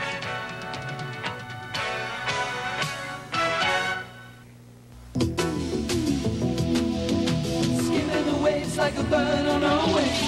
Grab on tight, get a hold of that thing. We're up and away, trying to get through the blue. Keeping friends close, making the most of those blue sky days. And blue smiles along with you. The taste keeps coming on through. That's blue smiles along with you. Welcome to Big Al's, the copier king. So, you want reduction, enlargement, triple cassettes, feeder sorter? Right this way, my man. What's that? You only want to spend how much? Don't get talked into a big overpriced copier. Ask your Meter Man for Meta's 213 RE copier with big copier features at a very low price. How about this, baby? Only used once by an 80-year-old secretary. Where you going? Nice hanky. Mita, full-service copiers. Final score, we end in a draw here in London, Ontario tonight. Germany 4 and Czechoslovakia 4, the final score. Germany coming up with one of the most impressive international hockey displays they have had in quite some time. So it's 4-4 with the Czechs coming back to tie the score, 18-24 of the final period. It was some night of hockey in this Canada Cup evening here in London, Ontario. And Howie, we've talked about the surprise, but I think it really was exactly that, a surprise for just about all who saw the way that Germany could play hockey tonight. Well, I have to agree with you 100%, but a surprise that I was very happy to be here and see. All right, let's take a look at the scoring summary for Victoriaville, and here's how it went. It was Germany moving into a 3-0 lead on 2 goals by Steiger in the opening period. 3-0 Germany after 1 period of play. But the Czechs came back strongly with 3 straight goals. Svazel, Klima, and Liba. 3 goals within the first 12:46 of the second period. But Germany back in front once more. Hofner scoring at 14-17. So the Germans took a 4-3 lead into the final period, and then Lala at 18-24 got it even for Czechoslovakia. And the shots on goal favored the Czechs tonight, 38-24. So again, we highlight the performance of Carl Friesen, who faced 38 tonight. He was the #1 star in the first game that Germany played against Canada the other night. He is one of the stars here tonight, and certainly deserving of that honor. I'm not so sure about deserving of that honor. He only played 2 periods. He was outstanding. The guy who really, I thought, the best fellow on the ice. You're disagreeing Helmut again. Steiger. He played 2 periods before he got thrown out, but he won the fight. He scored 2 goals. He just played super. Friesen sure played well. Liba, I thought, he's big, he's tough, he's intense, and can play hockey at the same time. Peter Kleeman and Peter Rausel. Oh, they got a pair of wheels between them. Can they motor? And Rudy Horva, that big guy on defense, he too has skills and is tough. Hey, they're great hockey players. So 2 ties in 2 nights in Canada Cup hockey action. What do you think? Well, if the game was like it was tonight, who cares? Great entertainment. You don't really need a winner in a contest like this to get your money's worth. All right. As far as looking at the standings right now, I mean, Czechoslovakia really continues to have a chance. A loss tonight would have made it pretty difficult for Czechoslovakia to advance the medal round as the Czechs line up against the United States. They will play in Buffalo on Thursday night. I'll tell you what, they play Buffalo, they play Canada with the same physical force they did tonight, with that same desire, with that same discipline and that skill level. You're going to have 2 of the greatest hockey games ever played in Canada Cup, guaranteed. All right, let's look ahead to Buffalo on Thursday night. We'll be there for TSN, and that's the only game in the United States in this Canada Cup. It could be a pretty good evening with Team USA having a couple of Buffalo Sabres, most notably Tom Barrasso playing in goal in his home building. What would you think might transpire on Thursday night when we move on to Buffalo? Oh, Barrasso's got to go behind the net to field the puck. It cost him 2 goals the other night because he couldn't get his big fat rear end out of the net and go behind and stop it, and went to the other team. Certainly he's going to have to stand up because these guys can go high and go high very, very well, and they're smart hockey players. And certainly I think they got to get Housley going. Housley's a quality hockey player, quality defenseman, and unless he goes and plays regularly and plays well, Team USA could be in trouble, but they're going to have their hands full tomorrow, Sunday. Howie, let's look back and watch that tying goal. It was a well set up play as far as the Czechs were concerned. Well, they just went in and out-muscled the German team for the puck, threw it out in the middle, and there wasn't a German player there to intercept it. They tried to get down and block the shot. It hit about 3 different fellas and went in front of the net, and bang, I'm sure it was golfed up high over Friesen. But there you'll see that it's 2 against 2, and all night long, I'm really amazed at the forechecking of the Czech team. They often send 4 fellas in one-third of the ice surface, and that basically is not a good thing to do unless you got tremendous wheels in behind, and unless you're sure coming up with the puck. Most times tonight they did come up with the puck. I don't think we really question the talent on this Czech national hockey team, but I guess you have to wonder that maybe it was the youth aspect on the team that caused them a slow start against Germany. Is that a fair assessment? Yeah, right. First time you've been right tonight. Howie Meeker, thank you very much. More Canada Cup action on TSN.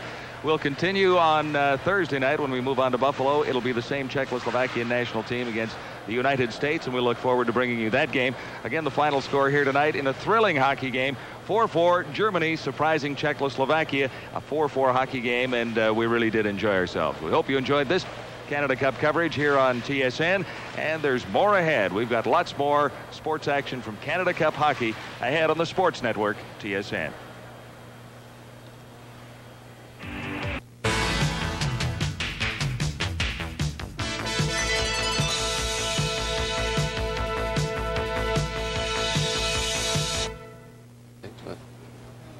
Welcome back to TSN Control in Toronto. Jim Van Horn along with Bruce Hood and Roger Nielsen. Gentlemen, I think you'd have to say that even though the Czechs came back with a goal late in the game to tie and ended up 4-all, it had to be a moral victory for Germany just to hold the high-powered Czechoslovakians to that tie.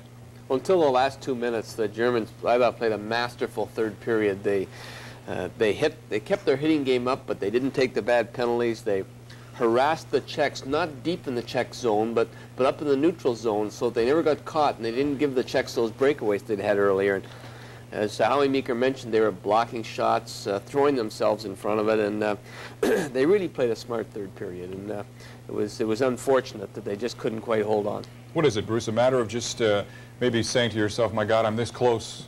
Am I going to get any closer? Can I actually beat these people? And say to yourself, and then you start losing your confidence, and you get tight, and they score the goal? Well, I think it all goes hand in hand. They were up and playing so well, and everybody is wanting to do it all by themselves. And in that split second, a little breakdown, and bang, bang, and it's in the net. But they played marvelous. They lost. They came here with like their two best players, Kuhnackel and Kreis. And, I mean, that'd be like the Oilers losing Gretzky and Coffey. And yet they come up with a great showing against a super hockey club. I would have to think that after last night's tie between Canada and the United States, it will make it easier for the Czechs to make it to the playoff round. But if Canada or the States had won last night, it would have made it pretty difficult for Czechoslovakia to get in. Well, that would really have been something if the Czechs hadn't got in. But right now, it's opened the way a little for Sweden, maybe too. And it's thrown the Canada Cup into all these ties in a bit of a turmoil, and it's going to go right down to the last game to see who's in what position. Taking a look back, is it a matter of saying, okay, the United States upset Canada yesterday by coming from behind to score the 4-all tie. Tonight it was Germany holding the Czechs to a 4-all tie. Now, are these upsets, or is maybe the complexion of international hockey changing? I don't know. That's the third time I've seen Germany play, and they had a lot of good plays out there tonight. The coach, he wears the hat. He reminds me of Punch Imlach. And I was going to say earlier, I didn't think he had the talent and the plays, but after watching tonight, they have a neat play where they dump the puck in and the player goes on by the defenseman. They have 3 or 4 good plays that I hadn't seen in previous games. So who knows what they'll do in the next game. It's going to be interesting. Roger, you saw Team Sweden and Czech and West German play the other last week. I was going to make a point, but we can't because we're running out of time and we're getting set for the next game. We are now getting set to go west from here. We're going all the way out to Calgary to the Olympic Saddle Dome for the game between the Soviets and Sweden. That should be, if it's as good as this one, we're going to appreciate it. Let's now go to Calgary.